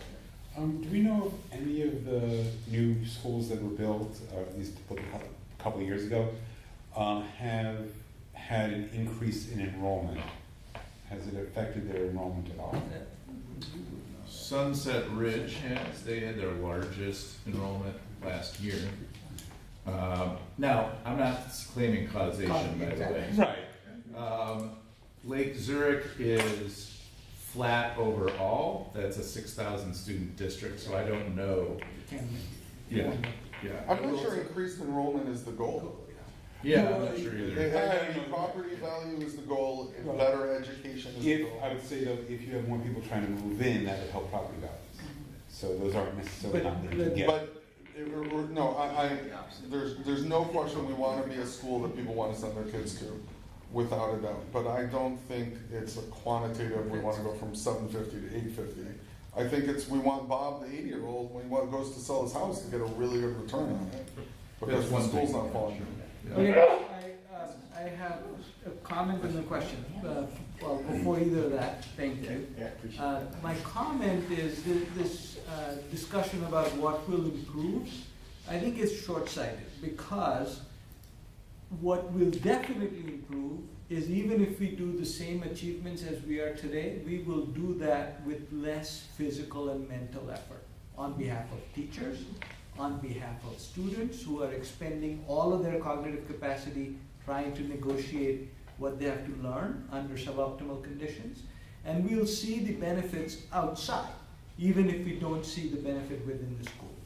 So that on the student side. On the teacher side, in here we are asking you to bushwhack your path every morning to get to where you're going, and there's somebody who has a Cadillac driving them to where they need to go. Where do you want to be? So I think trying to argue what will happen later is sort of too far-fetched an argument. We can watch what will happen to the people who are here now, if we can make things Yeah, work. recruiting's not something that comes up often enough, but it's a big point. Okay, so that was my comment before we jump in again. So here's my question. I would love to hear the three groups, Beth as an administrator, teachers, and parents, thoughts, pros and cons between one building and two buildings. And you're not being pinned down. You can change your mind later. Okay, I want to be clear for everybody watching. It's just an opinion right now. Don't say nobody's watching, Tim. One thing that I've heard from my neighbors, it hasn't impacted me yet, but one thing I've heard from my neighbors is that some of their children have their students at one school, but have activities that happen at another school, and it's very inconvenient. And then parents who have children at one school and at both schools, then they have to navigate sort of different routes and different dismissal times and things like that. So one of the comments that I've heard, kind of following up on our town hall meetings with my neighbors, has been that a single school would be much more convenient. Just specifically in response to your question. Bear with me for a second. I've taught in a 6-8 building, a K-5 building, a K-8 building, and a pre-K through grade 12 campus. Yeah. So Yeah. I've seen them all. Don't know if there's any combination left. And I will say that when you have at least a common campus, a K-8 building, and it was actually a strategic choice by the principal at that time to put the kindergartners and the middle schoolers next to each other. Because you form relationships and you form bonds, and they see, the kindergartners see the middle schoolers as something to aspire to, the middle schoolers see the kindergartners as somebody to bond with and form relationships with, which I'm sure happens here with the preschool. But then you also got, whole school camaraderie and whole school a sense of everybody's rowing the boat in the same direction, which can sometimes feel a little bit at odds when you have two different buildings. And when you're on the same campus together, at least, you have that ability of like, oh, I have a quick question or I have a meeting and I need to go to the, you know, the lower school, or I need to be at the upper school, and, you know, that it's just, you have a lot more opportunity for those water cooler conversations, that sometimes are the most important, the most impactful professional development that you can get as a teacher. And I think as the students, they feel safe and secure, they know what's coming up. As a 5th grade teacher who has now done 5th to 6th grade transition days for the last 8 years, and then just, even the kids who have older brothers and sisters at Ray Murphy, or who have been here for different orchestra or events, the unknown of like, where's my class, is so anxiety provoking for them, that being together in some capacity, I think would alleviate a lot of things. Jen? Yeah, I mean, given the size of our district, just to piggyback on Becky, first of all, I think about how often I go, I teach 7th grade, but how often I go run upstairs and ask Dana the 8th grade math teacher question, or down to Jen, and to be able to do that, for Jen to be able to come to the 5th grade team, or it's just not easy. And then given the size of our district, we have some people who are teaching at both locations, and so to have like one campus would, I just think, allow us to have some more synergy than we do now, and like use our resources maybe even more creatively than we're currently able to, given the distance between our 2 schools. Whether it's one building or 2, having them on the same campus, I think as a parent of 4 kids in District 39, where my kids have gone to 7 different schools, you know, I would have loved a K-8 option for my own kids, or at minimum on the same campus would have been great. And I did see, because my kids went to pre-K and kindergarten at St. Francis, which was at the time pre-K through 8th grade. I loved the opportunities, like Becky was saying, for the older kids to mentor the younger kids. I think it lifts the behavior of the older kids to know that there are younger kids around and to be better, you know, and I think to have the younger kids have these older kids to look up to, and whether, again, it's 2 separate buildings, but we provide opportunities for more K-8 gatherings, which we can do as this small of a district. I would love to see us capitalize on that in a way that we currently can't. It's such a big deal when the 5th graders come over here to like see something, you know. Feels like they're going to another state, you know, over here. The pack for it, and yes.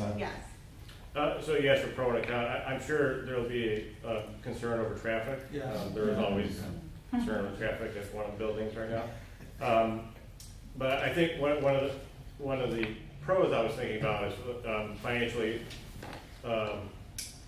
building things at scale. So investing in security in one building could probably be greater per pupil per square foot than spreading it across 2 buildings. Same with all the infrastructure. We didn't really get to that granularity, but I was thinking about, okay, I would rather have one big, very safe school, well built, than 2 where we maybe scrimmage or spread things a little thinner. Thank you. We're not going to go from being one of the lowest tax districts in the area to one of the highest in the area. So efficiencies are extremely important, not only in the physical, the utilities or so forth, but also you have to think the biggest chunk of our bill is human. And so whatever duplicate roles that we have with 2 different schools, you know, I mean, that would be have a meaningful impact on our budget moving forward. You know, I was just thinking about an add-on to that, because people often complain to me, Jessica, that we have way too many assistant principals at Avoca Wing. I mean, honestly, there's this perception that we're. I swear, right? No, we have this perception that there's just administrators everywhere, and so I would argue that one building would allow us to use the same number of people even more effectively. I don't think we have room to cut, but to have your team in one building all day long would also be another efficiency. I'm not, yeah, I mean, I wasn't thinking teachers or administrators, I was thinking Yeah, more yeah, like support staff and Yeah, stuff. but it's just, it's out there, it's Yeah, a constant I mean, perception. Yeah, there are lots of things to look into, you know, from custodial maintenance to also busing, which is an ongoing, like, how are we gonna meet that challenge, as it continues to be a challenge for us. So I do think there are efficiencies, and, you know, thank you for bringing up the square foot per pupil, because I do think that's one we could, you know, we can do the math on that and have it ready, and if it makes a lot of sense to make that as part of the conversation, we can. In the end, there's always, you know, there's always gonna be marginal loss if you're doing two buildings. It's just gonna happen. So whether or not it outweighs, you know, one thing or another, or the final price tag, is something we can talk about in July and after that, so. I had one other comment too. I don't know how people feel of the families who live over by Avoca West, but maybe there will be a contingent of people who move to that neighborhood because their kids can walk to that elementary school, and it's a gathering place for those kids, whether it's on the playground after school, and you know, that would be a significant loss to those families there, because this is far, you know, so I don't know if that will be an issue, but if you were a family who intentionally bought your house there for that reason, I can see that being a real negative. That'll be a challenge if that's the path that's kind of determined. Any other final comments? Anything any of you didn't get to say that you're like, I really want to make sure the board knows X about it? Was it Dr. Seals? Not Dr. Mr. Seals. Dan works fine. Vice President. You had asked the question about, you know, about our recommendation, and I think Jim gave a great answer about, you know, our position on that. But I do think that Kane captured on the slide what I think was our most important recommendation, which was you can't not do something. Right. I think beyond that, it's marginal. You know, there'll be marginal increases on the tax, on the effective tax rate on people. But I think the most important recommendation that we came to as a committee was you got to do something. Yeah. Other thoughts before we let these folks get back to their days? Yeah, thank you so much for coming. We actually had the majority of the committee here when we add it all up, so that's nice for June 15th. And so I appreciate you taking the time. I appreciate you coming to those meetings every month. They were all on Zoom, which has its upsides and its downsides. And despite, you know, Jim's comments, I think it was fun to look at that data every month.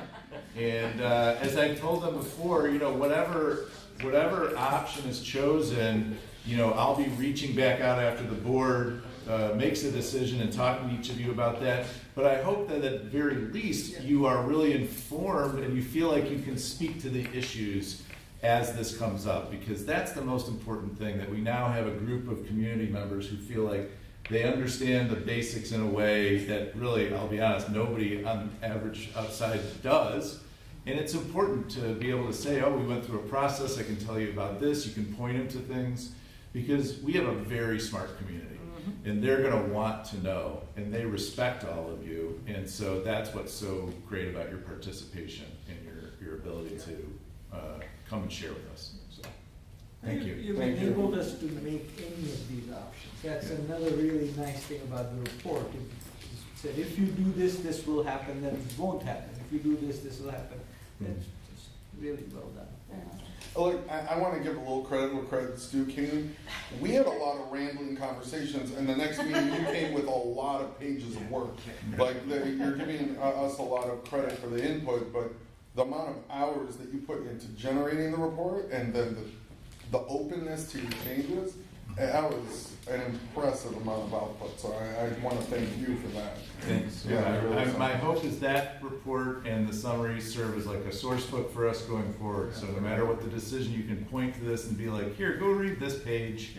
And it's sparkling prose. And, you know, look at this Hawthorne. Yeah, it's hopefully clear enough. And then that way, we don't have to revisit it, we just have to revisit that part of the report in order to get what we need to understand. What's very clear is that it's thoughtful. And like Hassan said, it's not just us looking for Cadillacs. Yeah, well researched. Yeah. Okay, thanks, everybody. Thank you. Thanks, guys.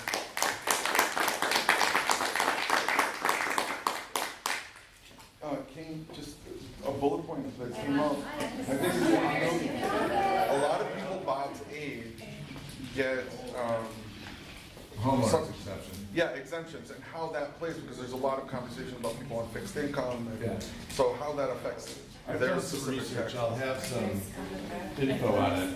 Because that number may be, you know, X number at this value, but if you're over this age, it doesn't change. Trying to find a way to finesse it, but yeah. It wasn't there? The exemption doesn't get bigger as your tax rate. Oh, it's just a flat amount? Damn. Do we have a side deal that will approve all negotiated taxes on people over 80? Yeah. We won't fight any appeals. Right. Okay, let's keep going. Okay, why don't we just finish off reports real quick? So, the strategic plan items, there are no items there because they didn't get to this part. So, in July, what I'll do is I'll have basically a quick memo that will outline what are the major strategic plan items for next year and what reports do we have left to give you this year. We have a report to give you on PLCs and the collaboration item. By the way, this just covered 2 of our strategic plan items, this report itself. So I'm just going to give you a summary of what we've covered in strategic plan items that were on the plate this year and what we will be focusing on next year. And that'll be a memo with discussion, but that's coming. And then we have the benefits and wellness report, which is, you can see in your board packet. And Ms. Deaver is the wellness and benefits maven, as she's called among the committee members. And ears perked up. Mermaid. So you can see on page 1 there what the committee accomplished this year. And I would just say, take a look at that and let's see if we have any questions from Ms. Deaver that she can answer for us now or in the future.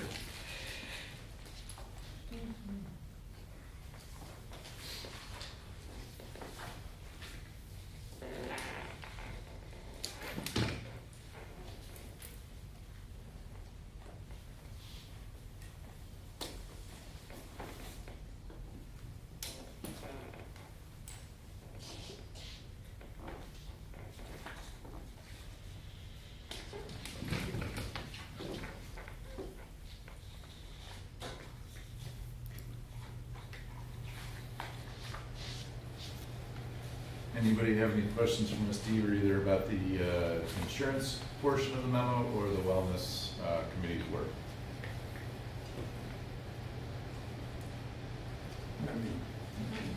Did you have any, like, people who participated in the different challenges or any, were you able to get any? We had a lot of, there was a lot of people who did the challenges. I would say most of them had over 30 participants, so, you know, that's pretty good. We do have a staff that likes gift cards, so they're very motivated by that. So the points add up to money because of gift cards? Yeah. I think Kelly, Lynn, Random Amy, drawing. Chen, you Yeah. mentioned were very instrumental in Yeah. helping that be successful. Yeah.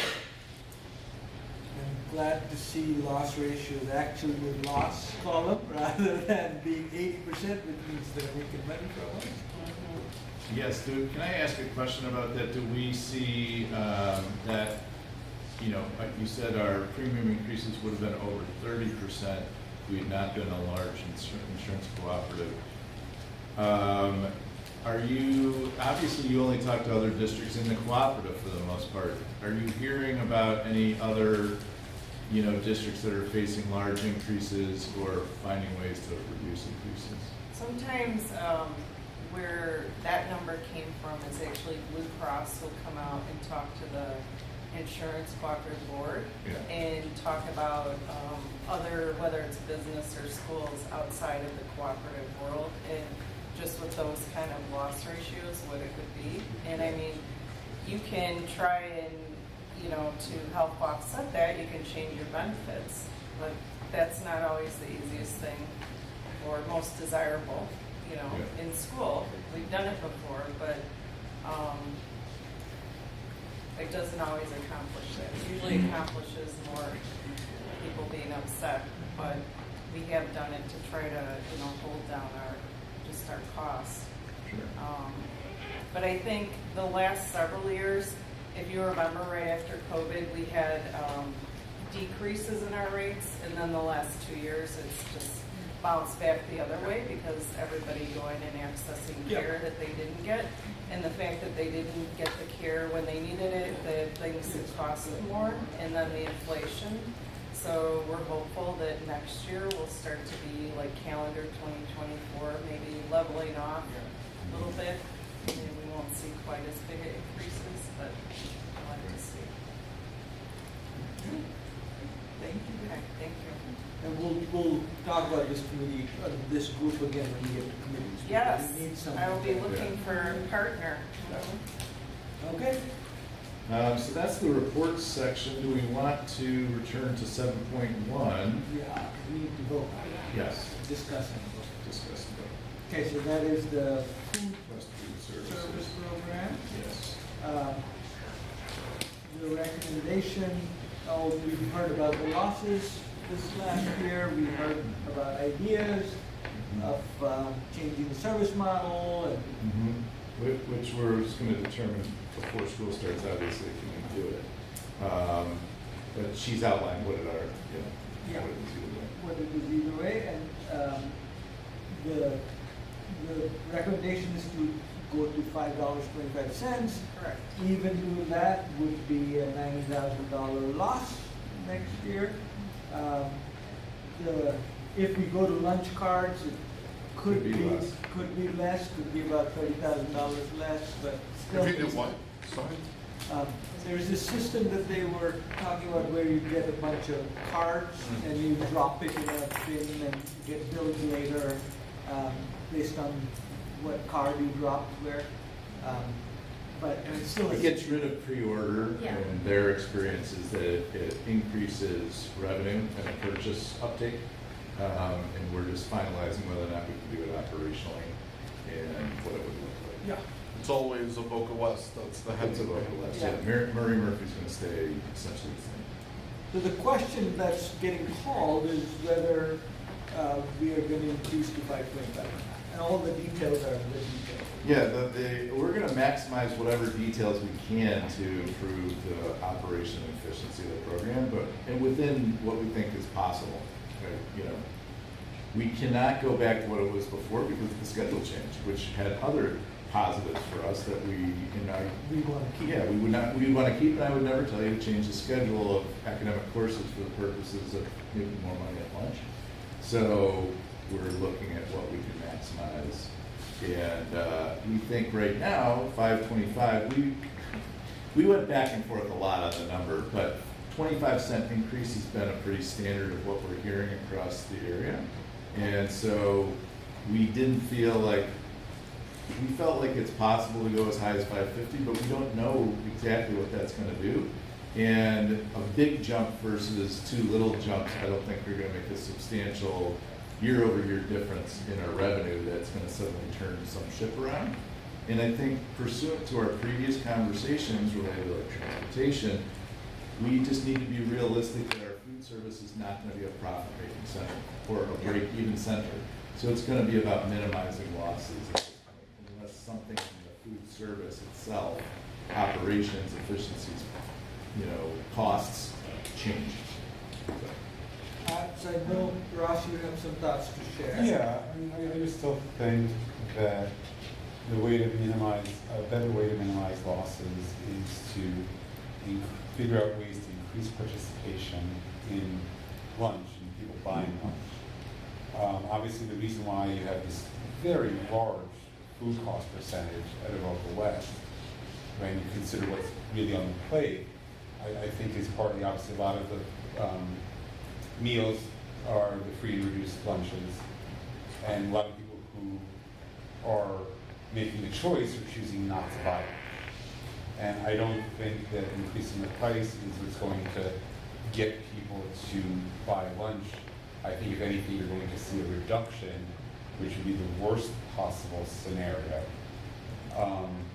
And I think looking at different models, like the one that you had suggested last time, would be the more effective way What was that to try model? to I'm sorry, minimize just losses. It was like, A monthly plan with a discount if you buy everything for a month, basically. Right. That's one version of it. Yeah. Essentially, when you look at the cost, I think the cost of food is $2. I'm forgetting what the labor cost So it's was. 50% of the price. Point being that you could say, look, the more you buy, the cheaper the price gets. So you do a 15-meal plan where the average price is $4. You do a 20-meal plan where the average price is $3.50. You still cover your costs and you reduce your loss. I appreciate what Ross is saying. I am kind of curious why they said they were going to take that back. It seems to have vanished. Is there a reason why? No, they'll look at doing it. They only do it at one school right now. I think it's a private school or a college. It's a private. It's not. It's a boarding school, private boarding school. So what's the obstacle? Well, there's sign-up obstacles. There's, I don't know if the current software that we use, we would like to use at both schools, has that option or not. So we have to figure out. I'm going to tell you, I don't think it's an either or. I think it's a both and. So we think we should increase the price, and then we should look for the operational efficiencies that we can get. We have an existential issue with our numbers. Our enrollment's going down. So when you talk about we could get more subscription next year and still have our numbers go down because our enrollment's going down probably by 50 kids. What about a different model? I mean, other schools will order the food from restaurants, right? And there's some system. I had a call, yeah, $6 a meal. Right, so we're getting close to that for meals that our kids don't love. Like, I don't think kids are running for our sandwiches the way they might want a Jimmy John's sandwich. Yeah, I called them and we did not think we could do it, and then they called me back and said we can do it 2 days a week. So they couldn't even do it every day for next year. So I agree with your central point that this is probably part of the solution. I guess my beef is I'd like to see the other programs explored. And she suggested that was going to happen, and it's not hard to do the math. We will. But since I didn't see a mention of it, my concern was like, oh, I guess I was just disregarded. Yeah, we're just not going to put it in the memo because we can't guarantee it's going to happen. Right? So the only one we know for sure that's possible is the bin system. The meal plan, we don't know yet if it's possible. So. And I actually don't know that the bin system can happen for sure yet. So ultimately the board chooses the price, and so that's what. My guess is this is something now we'll have to visit every year. And price fluctuations is going to eat into the bottom line of this whole operation. Yeah, also. if we can get, like I said, like with the Marlowe's lunch option, if they have a 5-day-a-week option, we could bring that with. Is it because we're so big? Because I know Marlowe's Lunch does other schools 5 days a week. Yeah, they do Wilmette only 2 days a week. They do Hyde Park 5 days. They do Hyde Park 5. But that's a tiny school. Yeah, I don't know, he didn't tell me why. I think their system is just so different, because they're literally individually contracting with like Corner Bakery, Jimmy Chan, whatever it is. So I don't even know how their operational system works. But on the callback, it was 2 days a week. And I don't know that I would recommend, I don't know how I would recommend a 2-day-a-week system, because then I have to figure out what the other 3 days look like. There's no way that's gonna work, so. Is there, and I missed this discussion, but is there any feedback on even how much the kids are, I mean, I only have my family to base on, but how much the kids even like the food anymore, want the food? Well, we went over that in the report last time. I thought there was decent. Yeah, they did some focus groups, they did a survey, and it was looking better than it has in the. Okay, good. Do you know the percentage at Avoca West of the kids who are not on free and reduced lunch that are actually purchasing lunch? better not, I'd have to look if we have that breakdown. I mean, we can get that breakdown. but- Yeah, I just off the top of my head, I'm gonna say there might be 35 kids in Avoca West that are on free lunch. So there's 380 some kids over there, so And how many get lunch each day? those 350. I don't have the number, I feel It's like not a big it's somewhere in the Right, and that's, I 35. think, What's sort of not a big like- percentage? The percentage of our students who are on free and reduced lunch, No, that's, and then also, versus, that percentage is small, and then that is even a smaller percentage of students who get school lunch. So I don't think that's a big, I mean, do a But, third you know, of the kids get school lunch, like 100 kids, or do 200 kids out of the three? right, like how many are buying every day? Right, I don't have a number in front of me. I wanna say when we talked about finance, it was somewhere around 40%, maybe Yeah, I was just gonna say. less. I'd say That about sounds Total, about it. that's with free lunch kids as well. That's with free lunch. Right. Right, so then 10% of it's our kids qualify for free Right. lunch. That doesn't mean they're getting free. right, correct. but so it's somewhere between 30 and 40% are buying. That's correct. Around 40. I would say around 40, 50, yeah. I would say 40 is a good thing. 'cause Well, I'm she thinking said about, 40%. like, He's was asking including what free and reduced. percentage of Yeah. kids who don't qualify for free and reduced lunch are getting. Right, so it sounds like it's between 30 and 40% from what you just did. So, again, I just feel like the focus should be on increasing that percentage. And again, I think going over that $5 mark, I just don't think that that's what we're gonna get to until you really have a significant bump in the number of people buying lunch and deciding to make it, which is why I like other kind of models that might encourage that we're going to see that gap closing to where it'll be significantly less losses than what we're seeing right now, is my guess. Yeah, I would say based on what we know about the area, we're, I think, the lowest, close to the lowest. That's not helping us though, because they're not buying lunch. Yeah, but I would say it's both, and I would disagree with you on the 25 cents making people not buy it, but I would say the other options to increase it should be tried. I would kind of second that in some ways, that a lot, like once you cross this $5 threshold, which is expensive anyway, I think, I know I value the convenience of it and would I think pay that's for the most people cost do, of yeah. it.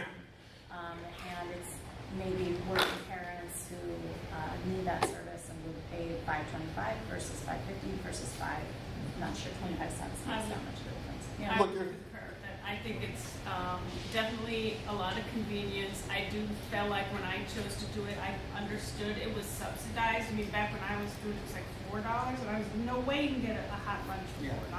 So obviously, I knew the school had to be subsidizing it. I wish we could change the framework to it. Oh, there's a subsidy. You know, you're getting this much. You know, I don't know. Instead of a loss, but I can see why people might think that way, but I definitely feel like some people aren't going to buy it because it's not their part of their values. They want to do that extra touch to send their kids to school with lunch. So I mean, it's just we're not going to get some people, even if it is. And now we've done those lunches at the Park District where you can get a a shake. Yeah, and you can get like a burger, and I mean, they're still not that great. I mean, it's literally not like going to the restaurant yourself and getting it. It's still sitting around for a while and whatnot. But I'm just saying, it's kind of like more interesting maybe. And they charge $7. Yeah, they do. And They charge people pay for that. This is a clean experiment. We're changing one thing. We're not changing the food, the provider. That's true. We're In changing some the ways we can price. see So that. Russ, Well, no, we might change the operational system. So if we can make the operations work, then that means they will not be on a pre-order system. West has asserted that the pre-order system has suppressed our numbers. And so that's the operational reason for looking to go to that. So that's if we do it, if we can make it work. If we can do a plan, a pre-plan, then that would be another item. So it's not, as of right now, it's not clean. I don't know yet. Now, if we come in the fall, like we can't make those things work because of either the software system or the operations, then it would be a clean experiment we can see. I do think when we talk about how many more we're going to gain, there is just a chunk. They're not going to be doing a lunch for any reason. So the part we're trying to capture is this much. And the question is, marginally, are we going to is 25 cents going to do it or not? That's a legitimate experiment, so. By the way, I just want to throw in that if we had a new building and a home investigation operated like Mary Murphy's, The food we'd be selling the hell out of Yeah, them. exactly. Yeah. Enrollment would double. Science Olympiad. Yeah. Number one. Five We have to changes. invent a new category. My older kids from Mary Murphy teases my younger kids about how good their food is. So it's the same provider, different feeling. Okay, folks, I think we are where we are, so time to call the question. I move that the board approve the contract renewal request and lunch fees for 2023-2024 as presented.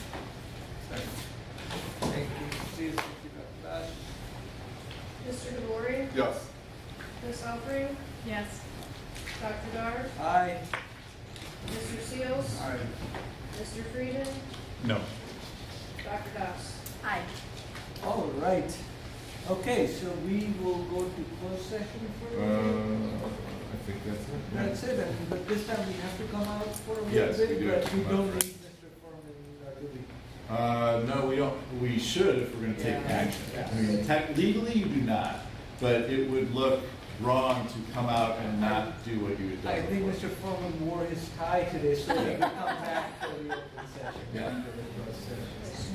Oh, no. This is the last time he's going to wear a tie. I move the board convene closed session for the purpose of the appointment, employment, compensation, discipline, performance, or dismissal of specific employees of the public body or legal counsel for the public body for the hearing testimony on a complaint lodged against an employee of the public body or against legal counsel for the public body to determine its validity in collective negotiating matters between the public body and its employees or the representatives or deliberations concerning salary schedules for one or more classes of employees. Nicely done. Okay, we still need a second. Mr. Seal, second. Dr. Goss, Aye. Ms. Alfring, Yes. Dr. Dar, Aye. Mr. DeVore, Yes. Mr. Friedman, Yes. Mr. Seals. Yes.